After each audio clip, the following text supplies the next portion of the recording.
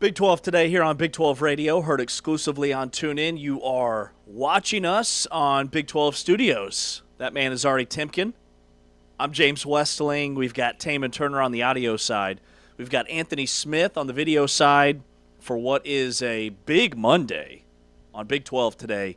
A big game tonight that you can hear right here on the channel with Arizona taking their 23-0 perfect start to the season to Allen Fieldhouse. They take on Kansas tonight.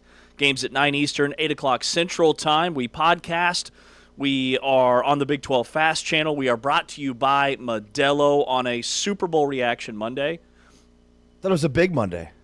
It's a lot of Mondays. It's an all things Monday. Did you think the Chiefs were at the Super Bowl last night? Yeah, well, I forgot that it's 2026, but this is my futures bet for 2027, wearing this shirt today. Interesting. Not your futures bet for 2022? No, 27. Got it. 27. Yeah. Going to be a big year. With the Chiefs, though. Massive year. Because I guess I should have worn my Bears shirt today if we're going to make a futures bet. No, and I thought maybe you might rock the Bears because, calling it now, Chiefs, Bears, 2027. Super Bowl 61. Mahomes, Caleb Williams. Mini Mahomes versus Mahomes. It's happening. Yeah. I'm manifesting. It's happening. I like it. What was your reaction from the game last night? Yeah, it was what I expected. Boring. Yeah. I mean, it's crazy to think the score got to the point that it got to in terms of like nearly 30 points scored for a Seattle team that had kicked 5 field goals through the first 3+ quarters of this football game. But, I mean, Seattle's defense, you know, I don't know from a historical context where it goes, but it was as dominant of an effort from a defensive perspective. And I think it shows the NFC was far ahead of the AFC this season because the Rams are really good. They tested Seattle's defense a bit. The Bears, I think, could have tested Seattle's defense. So probably 2 or 3 teams that maybe have been able to win the Super Bowl out of the NFC, whereas that's the best of the AFC. Like, seriously? Yeah. Like, all these years, the AFC had Patrick Mahomes and Travis Kelce and, like, nobody else. Josh Allen couldn't break through and all these Lamar great. Jackson. Like, that's the best. Nix. That's the best of what you've got, Drake May. Yeah. Whew. That was my main takeaway. Brutal. I was just watching that game thinking, these were the 2 best teams in the NFL all season. Was it a down year in the NFL? Were the 2 teams that met in the Super Bowl not supposed to be there? Well, one team was. Seattle was the best team all year. And, I mean, I think a lot of people had reservations because other teams have better quarterbacks than Seattle. That's a good point. But the drop-off at quarterback wasn't as steep because Sam Darnold won them games. Now, he wasn't needed to win them this game because Drake May did enough to help Seattle win this game, and so too did Darnold do enough without Jackson Smith and Jigba basically being a non-factor in this game. Just shows you, like, they have weapons, they've got a great running game, they've got, like, they beat you so many different ways. So I think, like, in hindsight now, we should have recognized that Seattle was the best team all year, best, most complete team all year. But New England wasn't it. That wasn't it. Mm-mm. Yeah, they protected Drake May the majority of the year, and once the training wheels came off against Seattle's defense, it's funny. You look at this and you're thinking, how many teams in the NFL and college football are hiring, the best offensive schemes, right? Like, how many teams are chasing franchises, are chasing, like, the top offensive-minded coaches? And yet here's a great example of how I think the league has caught up defensively. I think college football is the same way. It's very cyclical. Yes. Like, there was a stretch where offensive football was far ahead of defensive football. And now it's gone the other direction, and yet the hiring practices have remained the same, right? Like, they're still chasing the best offensive minds. Mm-hmm. I had the same takeaway, is that defenses are now so far ahead of offenses schematically. I think the way that players are developed now on the defensive side of the football. I mean, Chris Collinsworth, for what it's worth, I thought had a great line in this game where he broke it down in very simple terms, and he said, yeah, both of these defenses are just dropping back into a soft zone coverage. There's just zone all over the field, and neither quarterback could dissect it because of the pass rush And then shout out to Cincinnati. Kobe Bryant had a near interception early in the game where he just laid the wood to a wide receiver. I thought that was KU's Kobe Bryant. No, different one. It's another Kobe Bryant. Yes. Former Cincinnati Bearcat Kobe Bryant that had a big play in this game. But, yeah, it was just underwhelming. It was kind of an underwhelming Super Bowl, in my opinion. Have you heard of the Nest video game interactive device that's taking the world by storm? No. And it's okay if you haven't. No, It's very new age, very cutting edge. Yeah, no. So it's basically like a cube that you set underneath your television. Oh, yeah, no, I've seen that. Yeah, okay. Yeah, no, that's old news. Old news. Yeah, of course, please. All right. I had a prototype. Okay, so that's what I did. He also has a Tesla robot. So did that all weekend. Dude, I am so sore. I am, like, muscles that I'm convinced science is yet to unlock. Did you make sure to take your Designs for Sport protein as well? Oh, I was loaded up. I had the hydration pack. I had the creatine. Because, I mean, if you're going to get a workout like that in over the weekend, drenched in sweat. Might as well not let it go to waste and maximize it with the great creatine packs. But let's not bury the lead. Let's just say it is what it is. There's a new world record holder in the Papa-Shot game, the knockout. I mean, we were hooping. Oh. We were hooping. It's all on the wrist and the follow-through. Got to have the gooseneck. Got to have the gooseneck up there. So, yeah, I didn't work out this weekend. Reach I just your hand parented. in the cookie jar. You got to get the hand of the cookie jar. Oh, yeah. Thank cookie you. jar? That's what you went with? I like it. Yeah. Gooseneck over here. Yeah. How'd your basketball games go this weekend? So, no, wait, so you were in Kansas. Yeah, I went up, saw my side, my kids, which this time of year, man, it's tough. It's tough because I'm on the road all the time. I'll fly out today right after the show to go do a game tonight. And weekends, I'm usually on the road. But this was like my one off weekend for the next month and a half. And went up and spent the weekend with the kids, tried to keep the phone off to the side and really be an engaged, present parent. Did you bring the Nest to the hotel? How does that? No, I went to my parents' house. Got it. And they have the Nest. They've got the Nest. They have the Nest. Wow, okay. We're dancing like nobody's watching. You really missed the Chiefs, man. I'm sorry. I'm sorry the Chiefs were to the Super Bowl. Yeah, I was in with the Taylor Swift reference there. We didn't get to see Taylor the whole playoffs. It was very disturbing. Is this it for Kelsey? I would think so, yeah. I would too. Yeah. Got to free up that cap space. Yeah. They need some help. Yeah. All right, well, Taman's working on some behind-the-scenes stuff here on Big 12 Today on Big 12 Radio. So we'll do our own Big 12 men's basketball whip-around. We're going to be previewing the big game tonight between KU and Arizona. It was a full slate. There were actually two games yesterday, one of them a major surprise, and then we had some bangers on Saturday. So, all right, Timken, let's start with Arizona State and Colorado. Colorado gets the season sweep over Arizona State over the weekend, 78-70. Colorado's on the outside looking in for the NCAA tournament, but I think any postseason would be a major step for them. And I did a radio call-in interview, and they were asking me about Colorado, and I said, I think they're a year away. Like, watch out for this team next year. They're playing a bunch of sophomores that were freshmen last year. They're a developmental program, and they're close, but this was another step in the right direction for the Buffs. Yeah, I just thought Colorado was better at the rim. They were better rebounding. They blocked shots. They were active. Like, they finished. Arizona made a push late in this game, and Colorado was just able to rebuff that. Ha, ha, ha. Thank you for laughing at that. Did you do that on purpose? I did it on purpose. I liked it. Pun unintended. But, I mean, yeah, Colorado shot 51%, was 42-28 with points to the paint, won the glass by 14. So, a lot of times you'll see in Big 12 games who wins, especially at home. It's the rebounding edge, it's the point in the paint's edge, and that's what Colorado did in this game. But I just thought they finished. They did good. They did good. They did a really good job of finishing, of blocking shots, of being, active in the paint. And, yeah. They did good things. Colorado's 14-10 now and 4-7 in Big 12 play.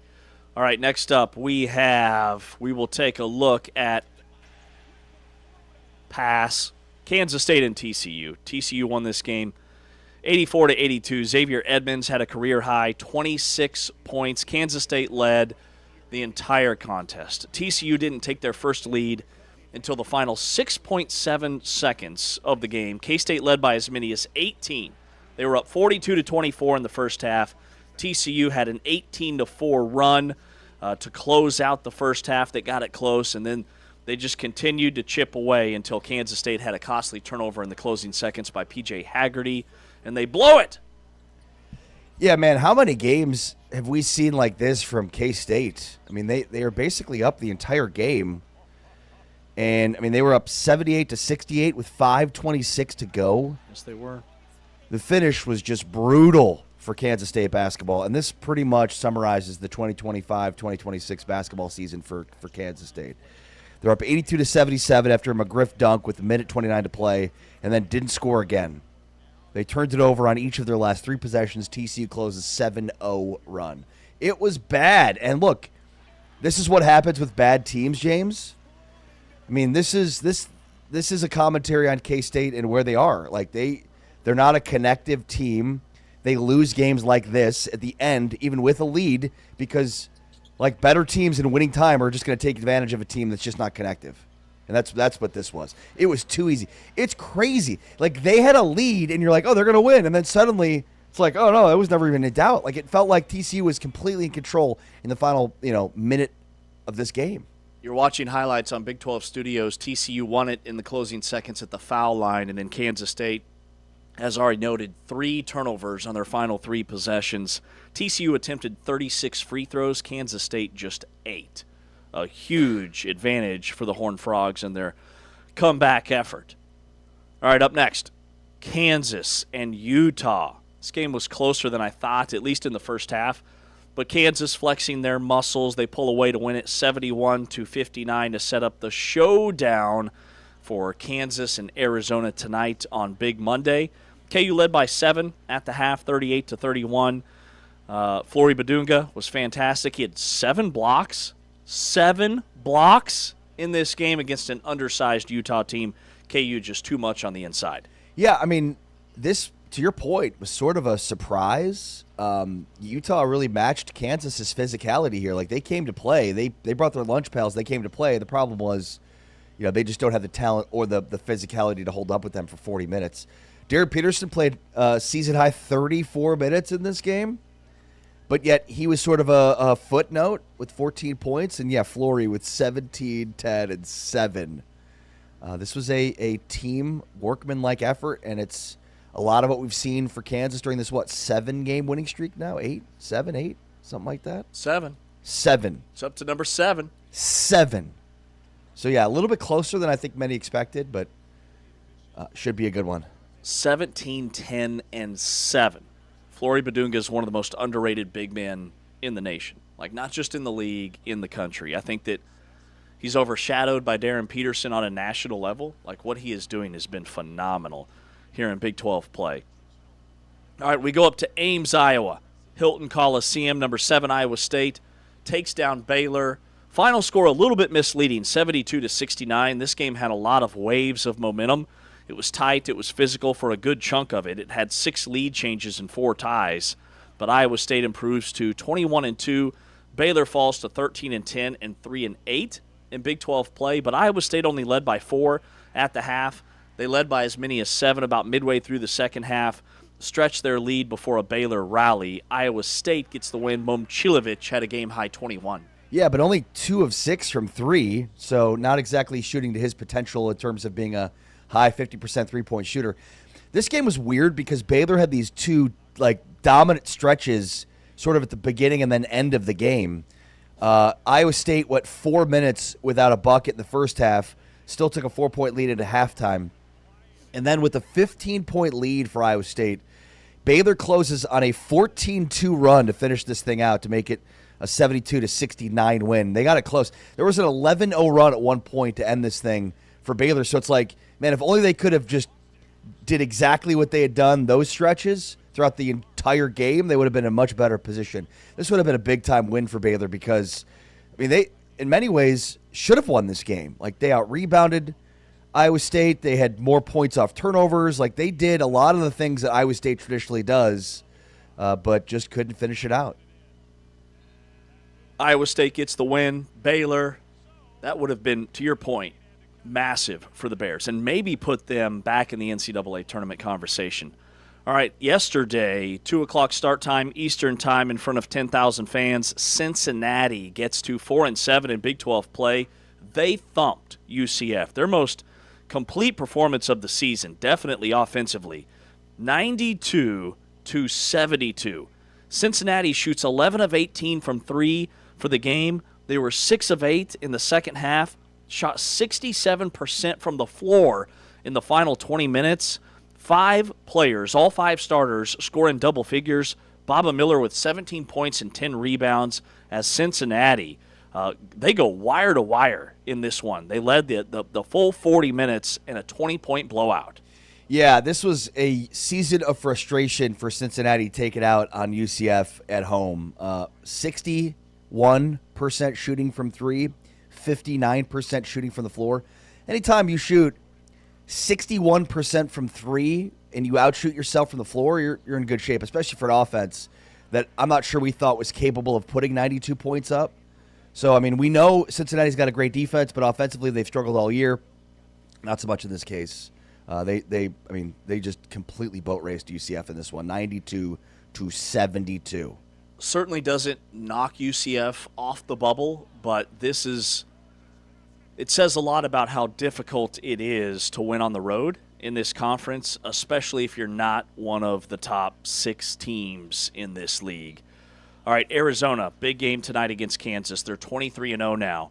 We went into Saturday thinking, could this be a trap game for Arizona? They play a hot Oklahoma State team in Tucson, and Arizona slammed that door shut early, right away. 84-47 is the final. Arizona built a 40-22 halftime lead, holding Oklahoma State to just 22 points in the first 20 minutes.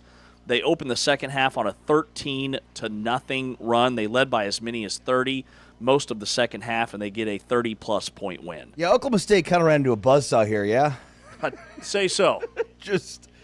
I'm not sure which is worse, the 87 or the 47, or 84 or 47. Yeah, this was as ugly as the score would look.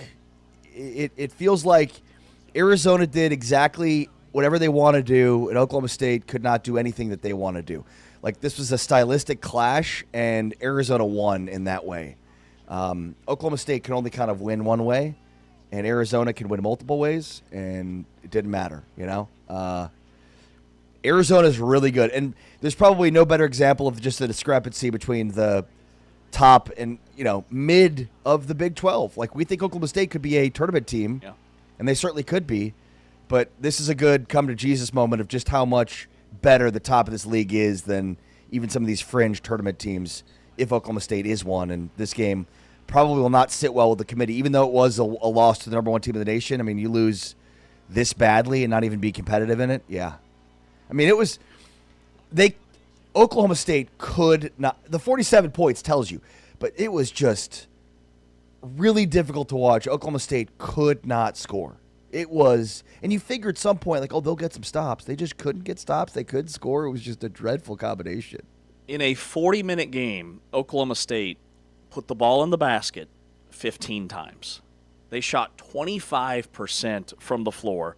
They couldn't even make their free throws. They were 11 of 23 from the foul line. See the ball going anywhere. And Arizona only made 2 threes. Didn't matter. Arizona out-rebounded Oklahoma State 56-35. They had almost 60 rebounds in this game. Arizona flexing their muscles. We'll be previewing the big Monday game tonight between Kansas and Arizona coming up around the corner.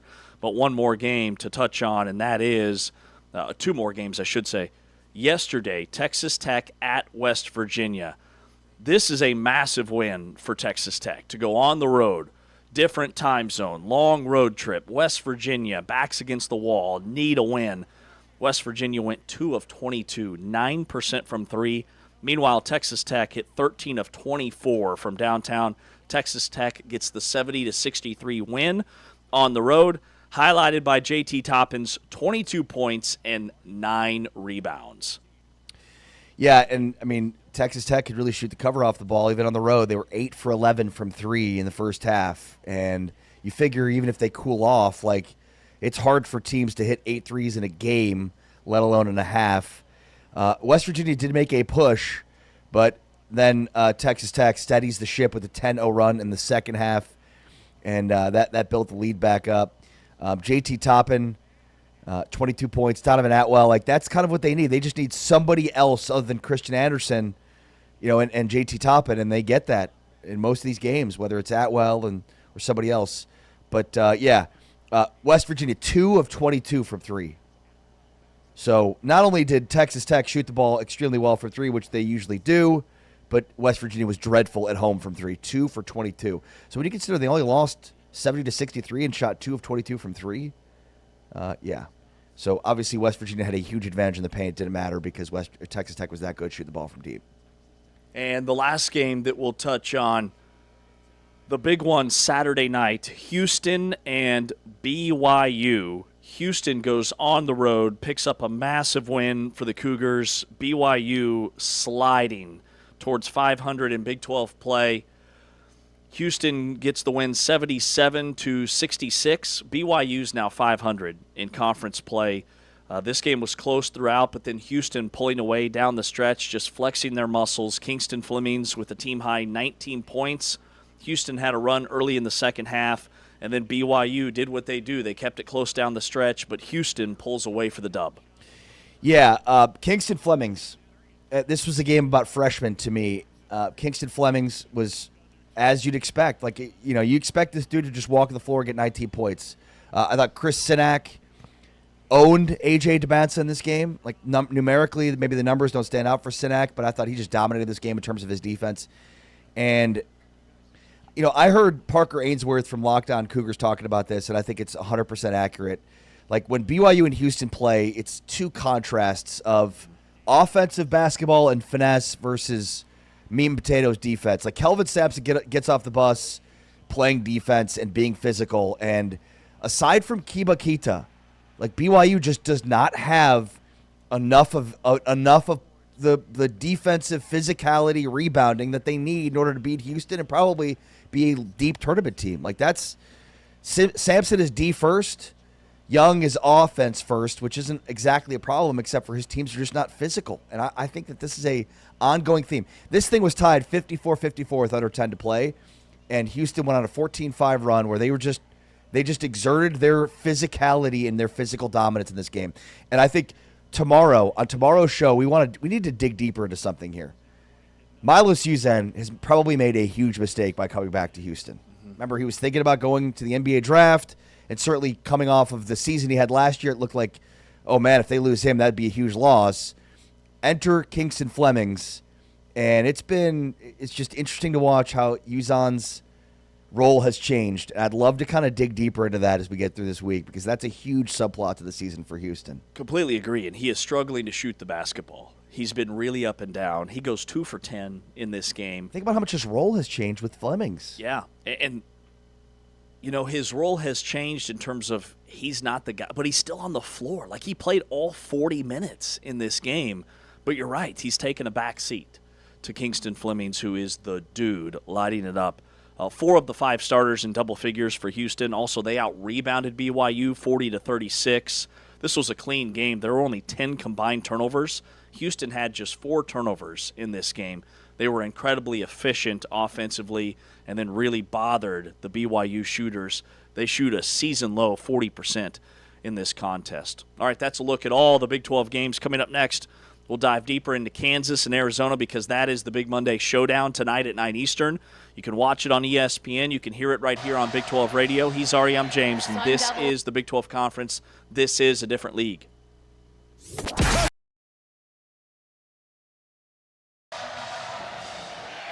Sun Devils in the white uniforms. Baylor for the first time ever wearing full pink unis. Van Geitenbeek switches off to Bugs. Drives in with the layup. Early 2 for Little Page Bugs. That was Gabby Elliott, but the ball is recovered by the Sun Devils.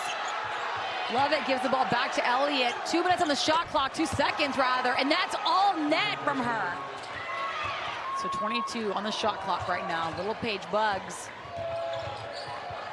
Looking for a pink jersey. That's going to be Van Geitenbeek. Finishing with their left hand, so hard to do. Talia Scott going from deep. It's all net. Game number 1. That's why she wears that brace. There she is, 4 in pink. Talia Scott getting the foul back from Arizona State. They've only made 3 threes in this game. Talia Scott going for one right now. Arizona State said they are convicted in their defense, have to be patient. So drains this one with Gabby Elliott. That's going to put Arizona State just 1 point down from Baylor with 24 of 30 from the free throw line so far. Make that 25. In Arizona. Some great matchups, Big 12 college hoops. This ball's going to be out. So, Fauntleroy finding Van Geitenbeek. Baylor takes down Arizona State by just 3 points. Final score is 67-64.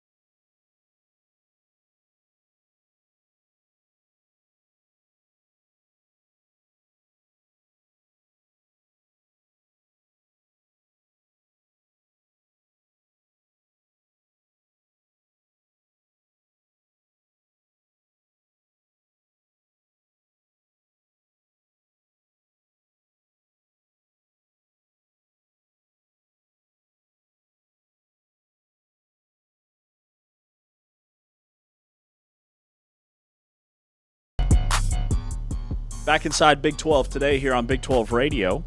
Also watching us on the Big 12 Fast Channel, Big 12 Studios. He's Ari Timken. I'm James Westling. This is the Big 12 Conference. This is a different league. Brian Thornton, the VP of men's basketball for the conference, will join us in studio here at the top of the hour, so about a half hour from now. And then also later on during the show, we dive into names to know, Big 12 impact transfers. We'll go position by position each day Today we will start with the offensive line. So we each have our 5 offensive linemen transfers that are names to know in the Big 12. We'll break those down a little bit later on. But tonight, the stage is set for Big Monday between Kansas and Arizona. The numbers are staggering on this matchup because Kansas doesn't host the number 1 team in the country very often. Usually they've been the number 1 team.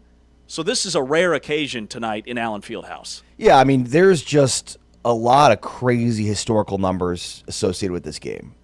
I think we even talked about last week, and I'm surprised it's not a bigger deal, but this is the deepest that any Big 12 team has made it undefeated into a season ever. Kansas previously, 96-97, went 22-0 before losing to Mizzou. Arizona gets the win against Oklahoma State in a resounding fashion to get to 23-0. So, amazingly, they go now to Allen Fieldhouse, the Mecca, against a team that once went 22-0 before losing to Mizzou. So we'll see if Kansas can end their long winning streak to start the season. Bill Self, I believe it's 38-0 on Big Mondays from Allen Fieldhouse. 38-0 at home on Big Monday. Kansas under Bill Self. Also, Kansas at Allen Fieldhouse when the lower-ranked team in a top 10 matchup, which, assuming Kansas gets into the top 10 this week after another win, Kansas is 14-0 under Bill Self at home when they're lower-ranked in a top 10 matchup. But they've never beaten the number 1 team in Allen Fieldhouse, which is crazy to think about. What are they, 0-5, you said? 0-5. Kansas has never beaten the number 1 team in the country in Allen Fieldhouse. Now, to add some context to that, you know how many times it's happened since 1989? 5 times? Once. 1 time. Oh, wow. So they're 0-5 all time, but it's happened once? 1 time. Who was it? It was Arizona. I kid you not. It was Arizona Because of course it was. in 2003. Wow. 0-3, Arizona went into Allen Fieldhouse in a non-conference game and won 91-74. And that's, of course, a non-conference game, as you just mentioned, which means this is the deepest into a season. I mean, if you think about Allen Fieldhouse is an all-time building, right? This is one of the biggest games to ever be played at Allen Fieldhouse. And that's not hyperbole. You've got an undefeated team that's longer undefeated than any team ever before in Big 12 history, going to a historic venue like Allen Fieldhouse where no team has ever this late in the season number 1 played. And I mean, what that means is basically Kansas has been number 1 in the nation this late in the season, or nobody else they played. Right. That is remarkable. So it's happened 5 times. Once since 89? Yeah. That is insane. 0-3. 1989 was against Oklahoma. Billy Tubbs, and Oklahoma won 94-89 with Wayman Tisdale and those guys. Wow. And then you go back to the 70s. Kentucky, Notre Dame, Cincinnati in the 60s. It's only happened 5 times where the opponent has been the number 1 ranked team. That in the is country. insane. To me, this is the biggest game in Allen Fieldhouse, I would say, since Kevin Durant walked into that building or since Buddy Hield walked into that building back in 2015 or 16, whatever it would have been. That 3 overtime thriller. I think both teams were in the top 10. But this one is it. This is it. Well, and you think about it because when Big 12 play started, Kansas was 1-2, on the verge of falling to 1-3, and you're thinking Big 12 championship, like no way. And now Kansas is very much in it, especially if they get a win here. If you get a loss, that probably decides it, at least for Kansas. But a win here for Kansas, and you've still got Arizona twice, you've got Houston, like Iowa State. So all the way the schedule is set up, James, it's remarkable that this thing could be really a race to the finish here, and this game tonight will go a long way in deciding it. So there's just a lot of historical context. There's a lot of context for this season. The environment's going to be insane tonight. I mean, the students have been camping out since the Utah game on Saturday. I mean, the place is already almost full. Yeah, had they had a week between games, they would have been camping out for a week. It's crazy to think like, oh, it's only 48 hours of camping. But, yeah, I mean, there was a game Saturday, so what are you going to do? I mean, I'd imagine most of the camp out groups were like, we're not going to even go to the Utah game.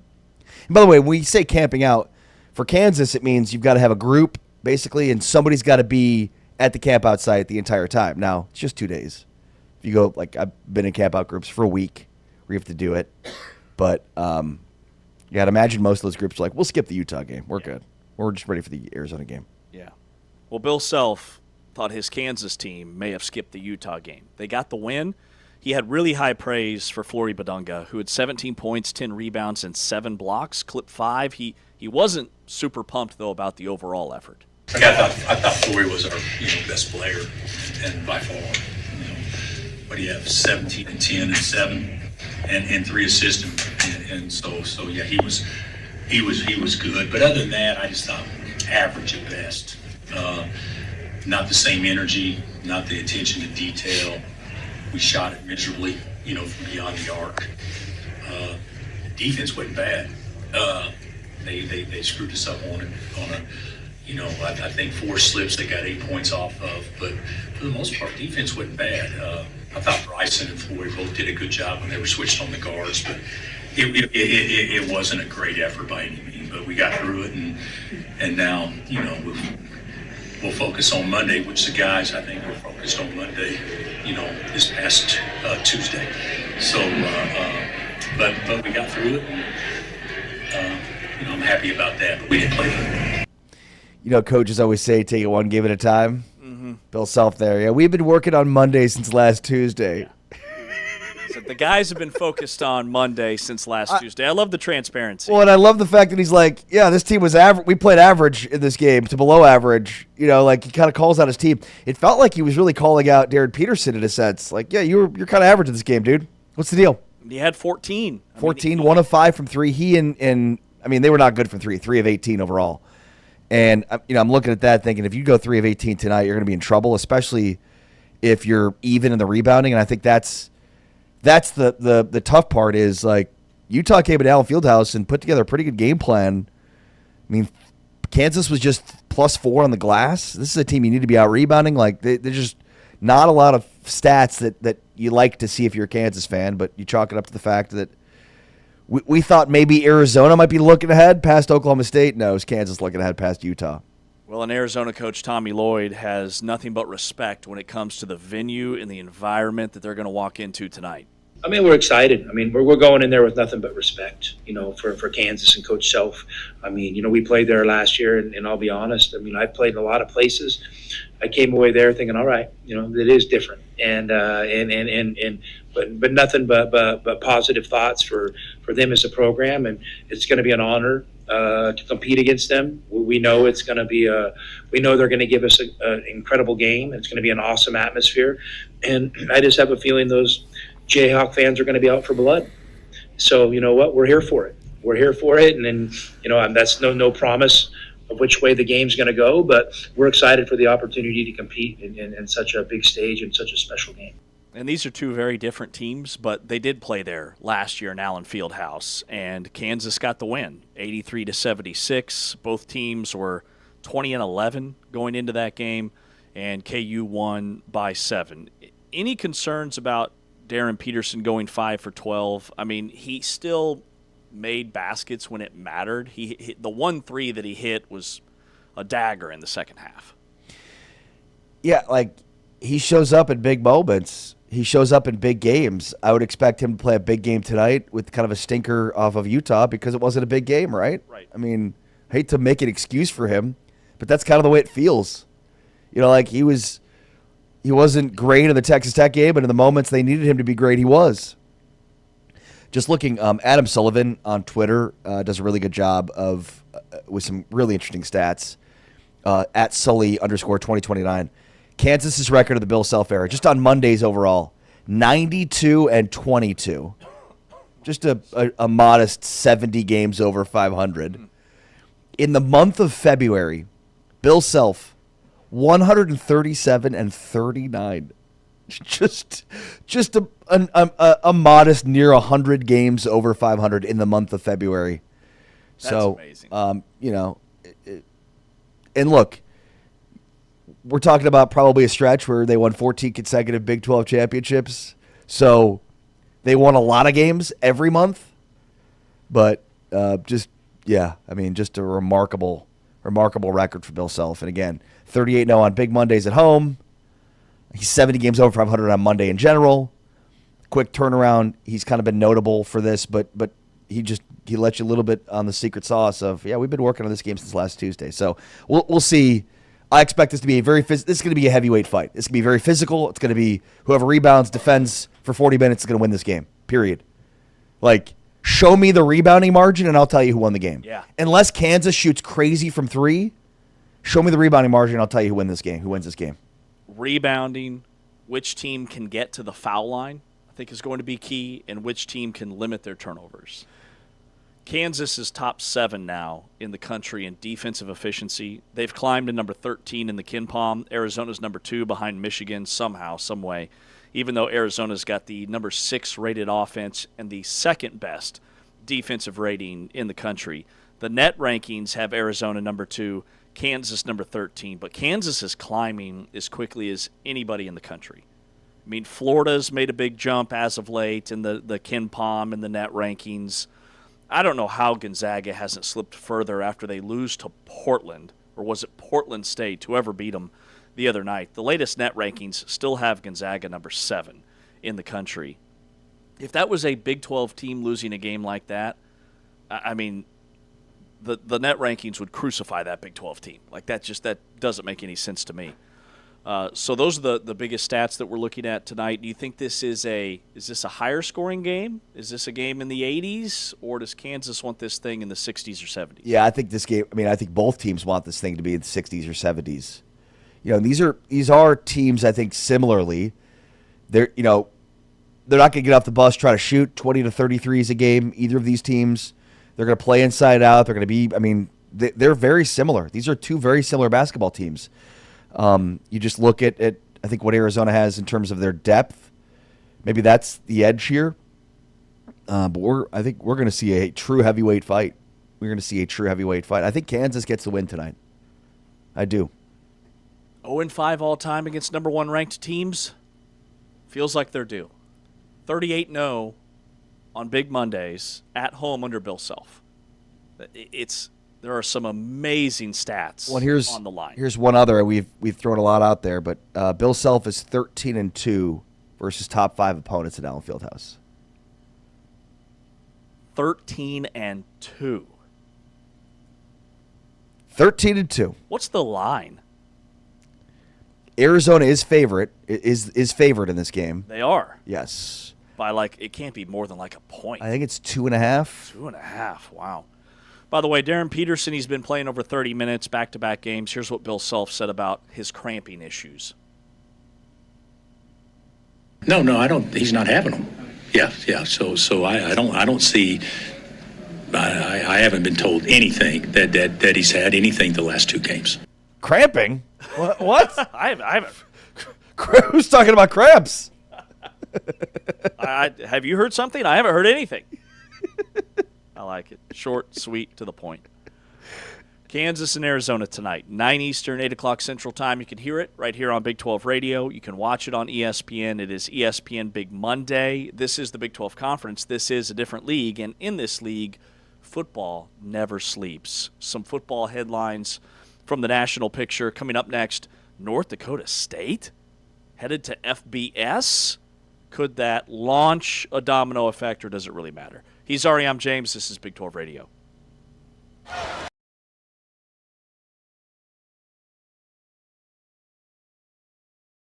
Can give TCU a test. Margin per game in scoring, TCU best in the conference, 26. Starters for the Buffs, Walker, Mackerlane, Masagayo, Dutop, Betson. Right there in the middle, Jade Masagayo. She's from Fort Worth, Texas. TCU Horned Frogs are from Fort Worth, Texas. Jade's going to go right to the rim and score. Yeah, you're absolutely right. They're not shying away from those inside looks, making sure they're making those cuts. Miles did it again. That is, wow, that's tough. Played all those great years at Notre Dame.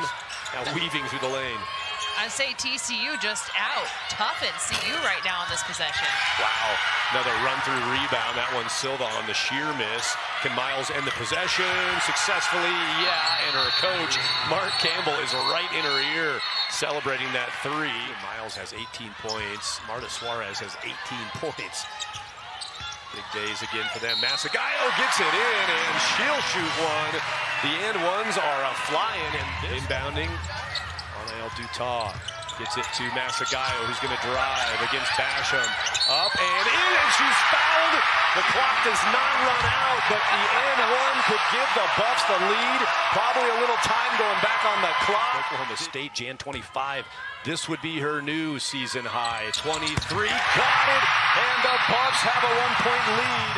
And Desiree Down, Hunter gets it to Miles, turns, flings it. That is off the side of the backboard, and Jade Masagayo on an and one conversion powers the Buffs with a career-high 23.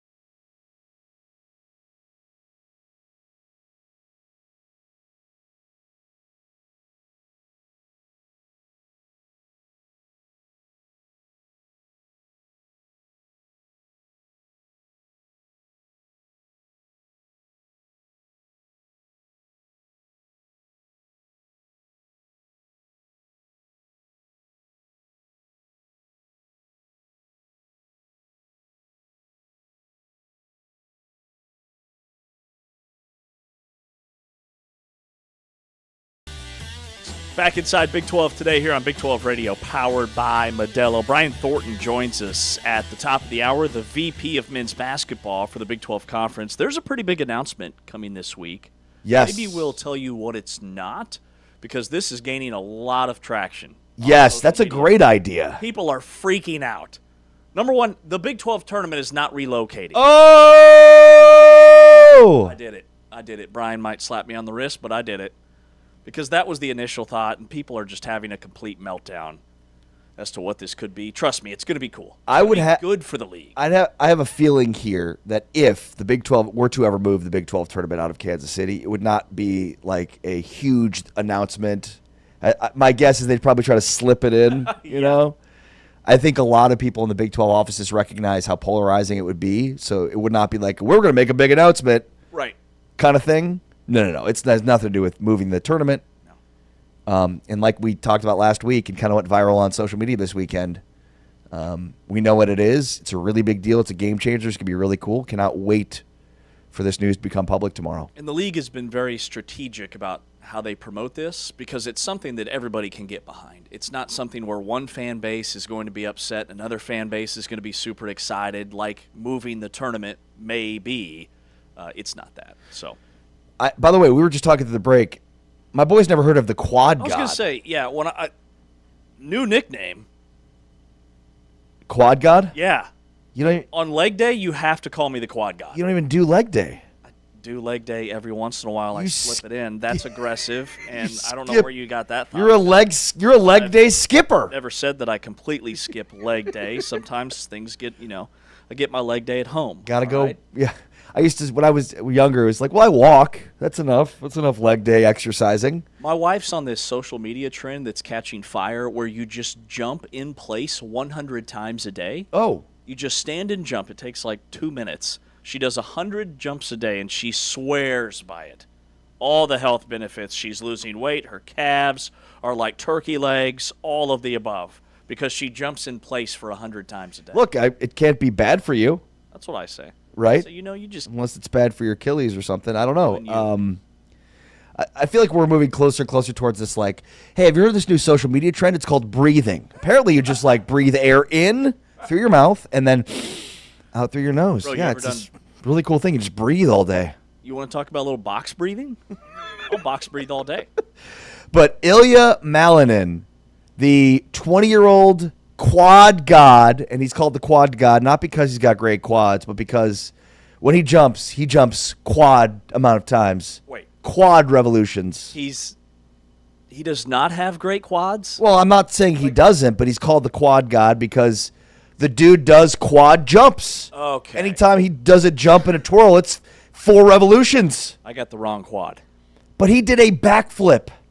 He did a literal backflip on the ice. It was apparently the first time in 50 years that a backflip was landed, a legal backflip was landed. Team USA won gold in the mixed team event. Apparently this is like an all-time ice skating team that USA has. And so I think I saw it was like there's 5 medals in all of Olympic skating, and U.S. is now 1 for 5, one for one in their quest to get 5 for 5, and the quad god's a big reason for it. I'm sure you saw Lindsey Vohn's crash. Yeah. Suddenly, skiing with a torn ACL, not a good idea. Not a good idea. But look, I despite the failure here, quote unquote, from her, I mean, just the incredible will to want to compete despite a devastating injury that has led to another devastating injury where she had to be airlifted. So at least give her credit for that. Well, and her teammate Breezy Johnson won the gold. First medal in the women's downhill since Lindsey Vonn in 2010.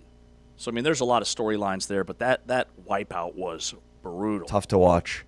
And then we talked last week about curling and how U.S. always disappoints in curling. Not so fast, my friend. This year, if you haven't heard about Corey Dropkin, you have been missing out. The mixed Team USA doubles team. This is the first time ever Team USA's mixed doubles team is heading to the semifinals of the tournament in curling. So if you don't know, now you know. Team USA curling is doing its thing. Corey Dropkin, one of the top American men's curlers. Oh, take the one of the out of it generation. He is taking over American curling. It's not just a roster guy. He's a program driver. Yeah, he is.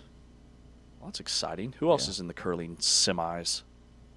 Doesn't matter. Corey Dropkin is. That's All right. Come on. All right. Anytime you got Corey Dropkin, you're good. Probably Canada. It's Canada's thing. Right, they own it. They're great at sweeping the ice. They own it. They own the ice. They're great at squeegeeing. All right, in college football, how about this? North Dakota State is joining the Mountain West. This will begin in 2026, but you won't see them in any bowl games until 2028. They've got this 2-year window. The entry fee is $17 million. So they're paying the NCAA $5 million, and then they're actually paying the Mountain West to join their conference $12 million. A team that's won 10 FCS national championships, like 10 of the last 15. Now we'll see if they can do it at the FBS level. And I thought Dennis Dott had some really interesting comments about this. People that he's talked to, whatever college football looks like, and he uses 2031, 5 years from now, the group seems to think that there aren't going to be 136 teams at the highest level of play. And so North Dakota State, and this is why James Madison made the jump, these programs outside of the power conferences are trying to emerge as part of that group that is somewhere between 60 and 80. There's 64 power conference teams right now in college football, so there could be spots open for some group of fives to become part of the power conference elite. And this was a move that North Dakota State made to try and position themselves to be part of that elite. Well, and I think, it says a lot here. This was a program that you kind of had wondered why have they not gone up to that FBS level yet? Yeah. It's a dominant program. I think some of it has to do with just sort of the geographical footprint, the fact that they compete so highly with South Dakota State, with South Dakota, with North Dakota State, right? Like Montana. These are all the premier programs at the FCS level. But there's a viable conference fit here with the Mountain West making a ton of sense. So it feels like they've been sort of a fringe Division I FBS program for quite some time now.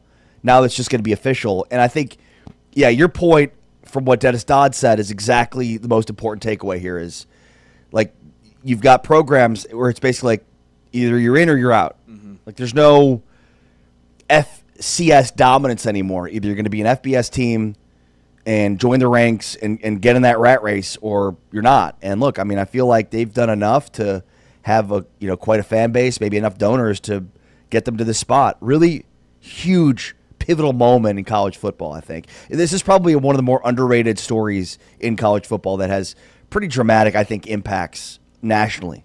Agreed. And they're a program that has, number one, on the field, beaten FBS schools, beaten Iowa States and Kansas States, and they typically play schools from the Big 12 or the Big 10. They've beaten Iowa. They've beaten Illinois. But also the back-end formation is interesting to me. One of the largest onshore oil and gas reserves in the United States. They have statewide oil money. They call it economic growth, donor capacity. It's oil money at North Dakota State.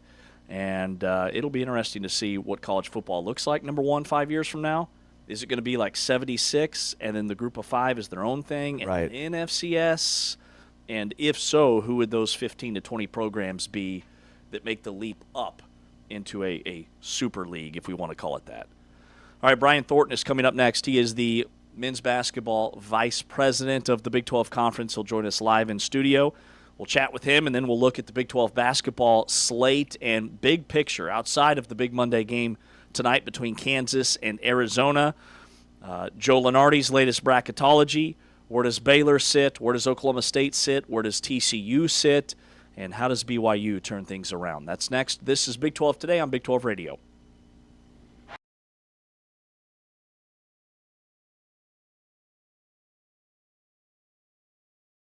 Sanogo back in the starting lineup, and she wins the tip against Amir Abdur-Rahim.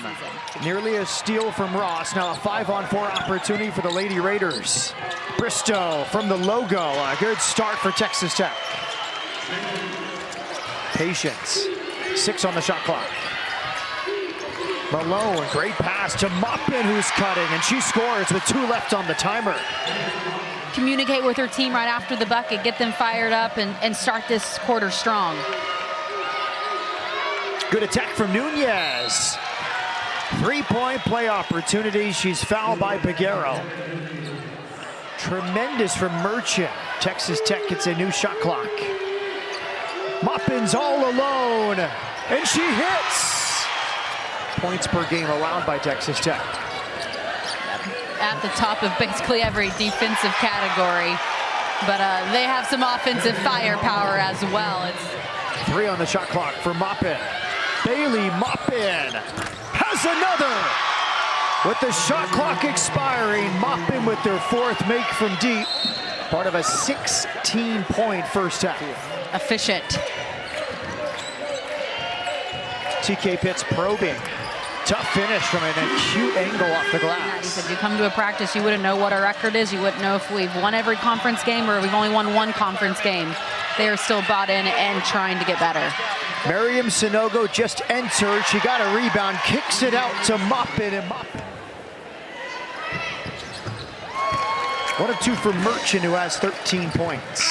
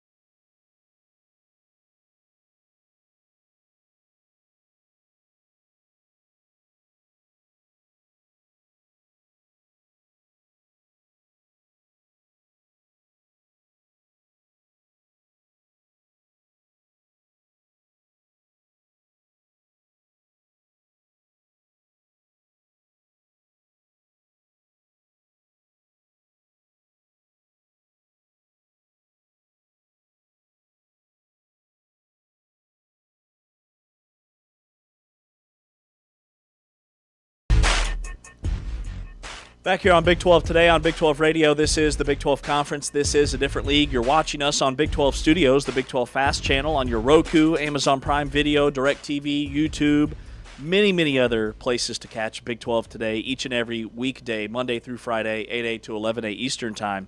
Big 12 Game of the Week tonight. You can watch it on ESPN. You can listen to it here on Big 12 Radio. It's Arizona at Kansas, 9 Eastern, 8 o'clock Central Time. Kansas is 0-5 all-time at Allen Fieldhouse against the number 1 ranked team in the country, but Kansas is also 38-0 at home on Big Monday all-time under Bill Self. And a guy that we bring in from the Big 12, Brian Thornton, the VP of men's basketball. I mean, you guys have to be thrilled with just the stage that is set for this game tonight in Lawrence. Yeah, it's coming together well. You know, as part of the scheduling process, sometimes you get really lucky, and we've gotten lucky with some really big games on Saturdays and Mondays. You know, we tried to design it in a certain way, but it's come together. And, you know, you're talking about today's game. It's an incredible matchup. Number 1 team in the country against Kansas at Allen Fieldhouse. Matchups galore, so it should be a fun one. Yeah, I mean, how does the Big 12 leverage this game tonight? What can, I mean, other than the game being played, but is there, I mean, how do you take advantage of having, I mean, at a stretch of 3 straight great Big Monday games as well? Well, what we try to do is we just try to lean in with our TV partners. You know, ESPN obviously knows how big of a matchup this is. It's a matchup they selected because they anticipated it being a big game. It'll be featured. It's prime time, so it's going to have all the eyeballs on it. You know, internally, we'll do a great job with our social team and our comms team of just pushing out content, getting ready for the game, and hopefully there's some highlights and things that take place during the game that we can continue to push out there as the game's being played. Is the schedule different this time of year in terms of, like, I look at the composite schedule of the Big 12, and it feels like there's almost games every night now in the league, and like marquee matchups that really mean a lot to either those upper echelon teams or those teams that are fighting for their postseason hopes. Yeah, and it's interesting that you say that because the way that the schedule was built in conjunction with ESPN has the ability to select some matchups, at the beginning of the process. They don't get to select dates necessarily, but they get to select matchups. And typically they're going to select matchups that they think are going to be compelling ones. And then we have to position those accordingly. And they're going to pick games like Arizona, Kansas, for example. And they're going to ask for that to be on a big Monday or on a big Saturday. And then we have to try to figure out internally where that lands. So what you end up seeing a lot of times is the games that you kind of view as marquee or some of our maybe higher profile schools end up playing each other more often later in the season, post Super Bowl, when eyes are starting to be focused on college basketball. And then what you have is, if you look at the beginning of the season, you'll see some of our other teams are playing those teams more early on in conference play. But then the backside of that, which is also exciting, is some of our other teams that are, more so fighting for NCAA tournament bids and at-large qualifications end up playing each other a lot more down the stretch as well. So you have some of your Texas Tech Houston, Texas Tech Arizona, those matchups later in the year, but then you also have the compelling TCU versus Baylor or Cincinnati versus West Virginia or UCF versus Oklahoma State. You have those matchups as well, so you get compelling matchups on both sides. Yeah, and I mean, it feels like the conference has sort of been over in terms of championship in the regular season almost at this part of the year in the last few years, and it's not the case this year. I mean, and especially given how the rest of the schedule plays out. I mean, Arizona obviously doesn't have a loss in conference, and then there's Houston with 1 loss, Kansas and Iowa State with 2 losses. Even Texas Tech seems to be in it with 3 losses just based on what's left of the schedule, where you have these head-to-head matchups where, maybe a week ago it's like, will Arizona actually lose 3 times? Well, I don't know. I mean, with what they have left in their schedule, maybe. It's certainly plausible. I mean, it would be very hard for Arizona to go unscathed through the entire Big 12 season, but you know what? They're doing it so far, and it's not like they haven't played some big games, and they'll certainly have other big games left to be played, starting with today, this weekend. The rest of their conference season is going to have quite a few top 25 level games. And, when you go on the road in our league, it's hard to win. Yeah. They've certainly proven their merit, and I fully expect them to continue to play well, but they're going to have some tough challenges along the way, and that's what gets them battle tested. That's what helps continue to prepare them for the NCAA tournament. And, that started in the way that they approach their non-conference play. They challenge themselves playing a road game against UCLA, playing at UConn. Like, they've done it time and time again, so you shouldn't be surprised that they're holding on to it the way that they are. Ryan, just circling back to the TV stuff because I find it fascinating. I was at the ESPN college basketball seminar, and they were telling us about there was a lot of talk about the Big 12 and kind of how it's a draft process for ESPN. So are they picking these games not knowing what date they will be played, and then that's all figured out later? They just say, like, okay, we want Arizona at Kansas. We know that's going to be a huge game. We want it. We don't care when it's played. Or how does that work? It starts with that. It becomes a little bit more specific than that. They might say that, we want this bank of games to land on a Saturday. Got it. Or we need this bank of games to land on a Saturday or a Monday. And then it becomes on us and our scheduling guru, Kevin Palga, to work through how that all fits together. Because it's easy to say that, hey, I want Arizona, Kansas on a Monday, but how does that fit with the rest of the schedule? Because there's a lot of other parameters that we have built in the schedule, whether it's, you can't play 3 games in a row on the road. You can't play, 4 out of 5 at home. There's all these other things that we also have to fit in. And then we're a national conference too. We're in 4 time zones. So we also have to have an understanding of how it fits with travel, how it fits with rivalry games. Like if a team is going to play at BYU, we'd like them to also be able to play at Utah, especially if you're an Eastern Conference program. If you're West Virginia or Central Florida and you play Arizona on the road, you need to play Arizona State on the road. And then next year, you're not going to make that same trip. They're going to be coming your way. And then when they come your way, you want them to be able to play Cincinnati and West Virginia in the same road trip so they're not crisscrossing the United States all the time. Wow. Talk with Brian Thornton here, VP of basketball for the Big 12. Curious, Brian, from the latest from Joey Brackets and how much you pay attention to that kind of stuff. Obviously, you're trying to figure out what the bids look like for the Big 12. One of the things he said was that even though Arizona's number 1 right now, that their road, they're probably unlikely to be the number 1 overall seed. I think Duke and UConn were the 2 more likely ones. He also mentioned that the drop off between the 1s and the 2 seeds, meaning there's none of the 2 seeds at this point really have a chance to get to that 1 seed line. And then I think 7 bids to the Big 12 overall. Kind of what do you make of some of that? And I mean, in some ways, I think the 7 bid thing maybe bore itself out a bit this weekend with UCF losing big and Oklahoma State, West Virginia kind of that conversation too. Yeah, I mean, there's certainly a lot to unpack there. Obviously we keep an eye on Joey Brackets. He's been doing it for a long time, but there's certainly other bracketologists out there that you try to take a peek in on. But then you try to look at the metrics too. You try to have an understanding of where teams are within the net. There's a lot of metrics that are on the team sheets. We always kind of have this mentality in our league that, if a team can get to 500 in the league, if they can get to 9 or 10 wins, that kind of certifies them as an NCAA tournament warranted team. And so, as you said, when you start to look at the way things are starting to play out, we're starting to have some tiers. We have kind of our top tier of 6, you would say, that are kind of solidified themselves as NCAA tournament teams. And then UCF has really done a good job of pushing themselves into a good space. This based on what they've done, but I believe they're 6-4. West Virginia, I think, is 6-4 as well. And 6-5. They're both 6-5 now for this weekend. Yeah, good call. And so they're right there. They're on pace to get to 9 or 10. Right. West Virginia might need a little bit more, based on maybe not as many non-conference high-profile wins as maybe a UCF beating Texas A&M on the road and things of that nature. So. We're going to need somebody to emerge kind of out of that next tier if we want to bump up to ensure that we have 7.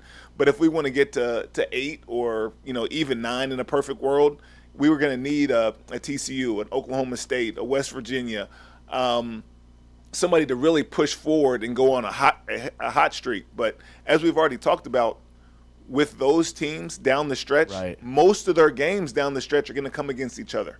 And so can somebody get hot and play their way into the NCAA tournament conversation will be paramount. Are the team sheets, is that what the selection committee kind of uses as their go-to, because it has everything basically lumped into one with their KenPom and their net ranking and their schedule, and it's just a really easy visual way to compare these teams? It is. I fortunately, had the pleasure of spending a little bit of time on the selection committee. So in a good way, I guess I have an understanding of how the sausage is made. Yeah. And the team sheet is, that's what they look at. The net is the thing that people talk about the most, but that's just the primary sorting tool. Something has to be kind of the flagship metric that that pundits Everybody's and whatnot speaking use. the same language. And, that's like the starting point. But then there's so many different metrics that go into it that they have at their disposal to look at. And that's the beauty of having 12 people on the committee, is that everybody has their own lens. Everybody kind of has their own perspective. What one person thinks is the most important metric to look at might not be what the other person does. And so that's why you get like a unique mix, and then people vote on who they think should be in the tournament. But one person might think non-conference strength of schedule should carry the day. Somebody else might think that their Torvik rating or their wins above bubble. So everybody has their own perspective and their own lens, which gives it some individuality in the selection process. You were busy this weekend. Obviously, we know publicly that Oklahoma State, has been issued a fine, a reprimand. They released a statement based on the situation with BYU last week. I guess what can you tell us about that? And then, what goes into that? What are you going through? Copy of in-stadium video. Just take us through kind of what an investigation like that looks like. Well, we have a sportsmanship process that we go through, and, it could be anything. It's court storms. It's, issues like we saw this weekend with, maybe a derogatory chant. But, what we do is we take in all the information. We alert the school that there's going to be an investigation that's going to take place. We give the school an opportunity to respond and to kind of give their perspective. In a simplified way, anytime there's a court storm, that's a sportsmanship issue. And we give the school an opportunity to send in video, to send in pictures, to show that they did the right thing. We can't control court storms necessarily, right, but what we can control is the process by which it's handled. And they have to show that, that they protect the officials, that they have a police officer that escorts them off the floor, that they build a line around the handshake line to ensure that, the student athletes and the coaches from the opposing team are safe. If there's players on the court, that they have somebody go out there and physically put their hands on that opposing player and get them off the court. And it all happens so fast, and it happens in real time, that when you see a court storm take place, you're like, wow, that was chaos, that was crazy. But when you slow it down, you go back through it and you watch it in slow motion, and you can really literally pinpoint, okay, they just grabbed JT Toppin and pulled him off the floor. Or, Christian Anderson was in the middle of a mob and there was a police officer that went and got him and pulled him off the court. So when you see those kind of things, you start to say, okay, at least these schools are trying and whatnot. In the case of this Oklahoma State situation with the chant, we've really gone on record as saying that, we're not going to stand for any derogatory behavior that goes against, any group. And that's something that has been clear by Commissioner Yormark, and we want to make that a hallmark of what this conference is about, that it's about inclusion. And I think that by and large we've held our end of the bargain on that. Things happen, and Oklahoma State was fantastic in terms of helping us get information and being a part of the process. And, you've read some of the statements that they had from their AD and president and whatnot, and they took ownership of some of the things that took place. But it's about educating our student bodies and our fans that, those kind of things just aren't right. And, hopefully as time goes on, we continue to not have those type of issues. Yeah, you guys have been super direct and transparent about that policy. So and reactive. Right. So when that happened, we were like, yep, that's an easy call. How many players will be on the All Big 12 team? There's 10. Okay, we're 10 doing 10 again. per team, yep. And then my other question is, do the schools ask for assistance when it comes to National Player of the Year? It's hard for me to pick a Big 12 Player of the Year. If there was a Heisman for college basketball, which is the Naismith Player of the Year, I would think the league would have a lot of candidates, is what I'm saying. Yeah, no, I think you're right. We certainly have a lot of national attention in our league right now, and we certainly have several guys that are competing for that, or several guys that are on the fringe of being a part of that conversation. And you know how it is with the Heisman too. Like when all of a sudden a team has two guys that are both candidates for the Heisman, you can start to feel like maybe you're splitting votes and things of that nature. Could that be something that takes place in our league? Possibly. But I think that we're in a good space there. As a conference, we'll certainly do our part with the national pundits, national media. You'll see a lot of the stuff that we put out on social and whatnot, and we have a great comms team and social team that is certainly pushing that stuff out on all of the individual success. But again, the schools also have to do that as well. All of our children we love.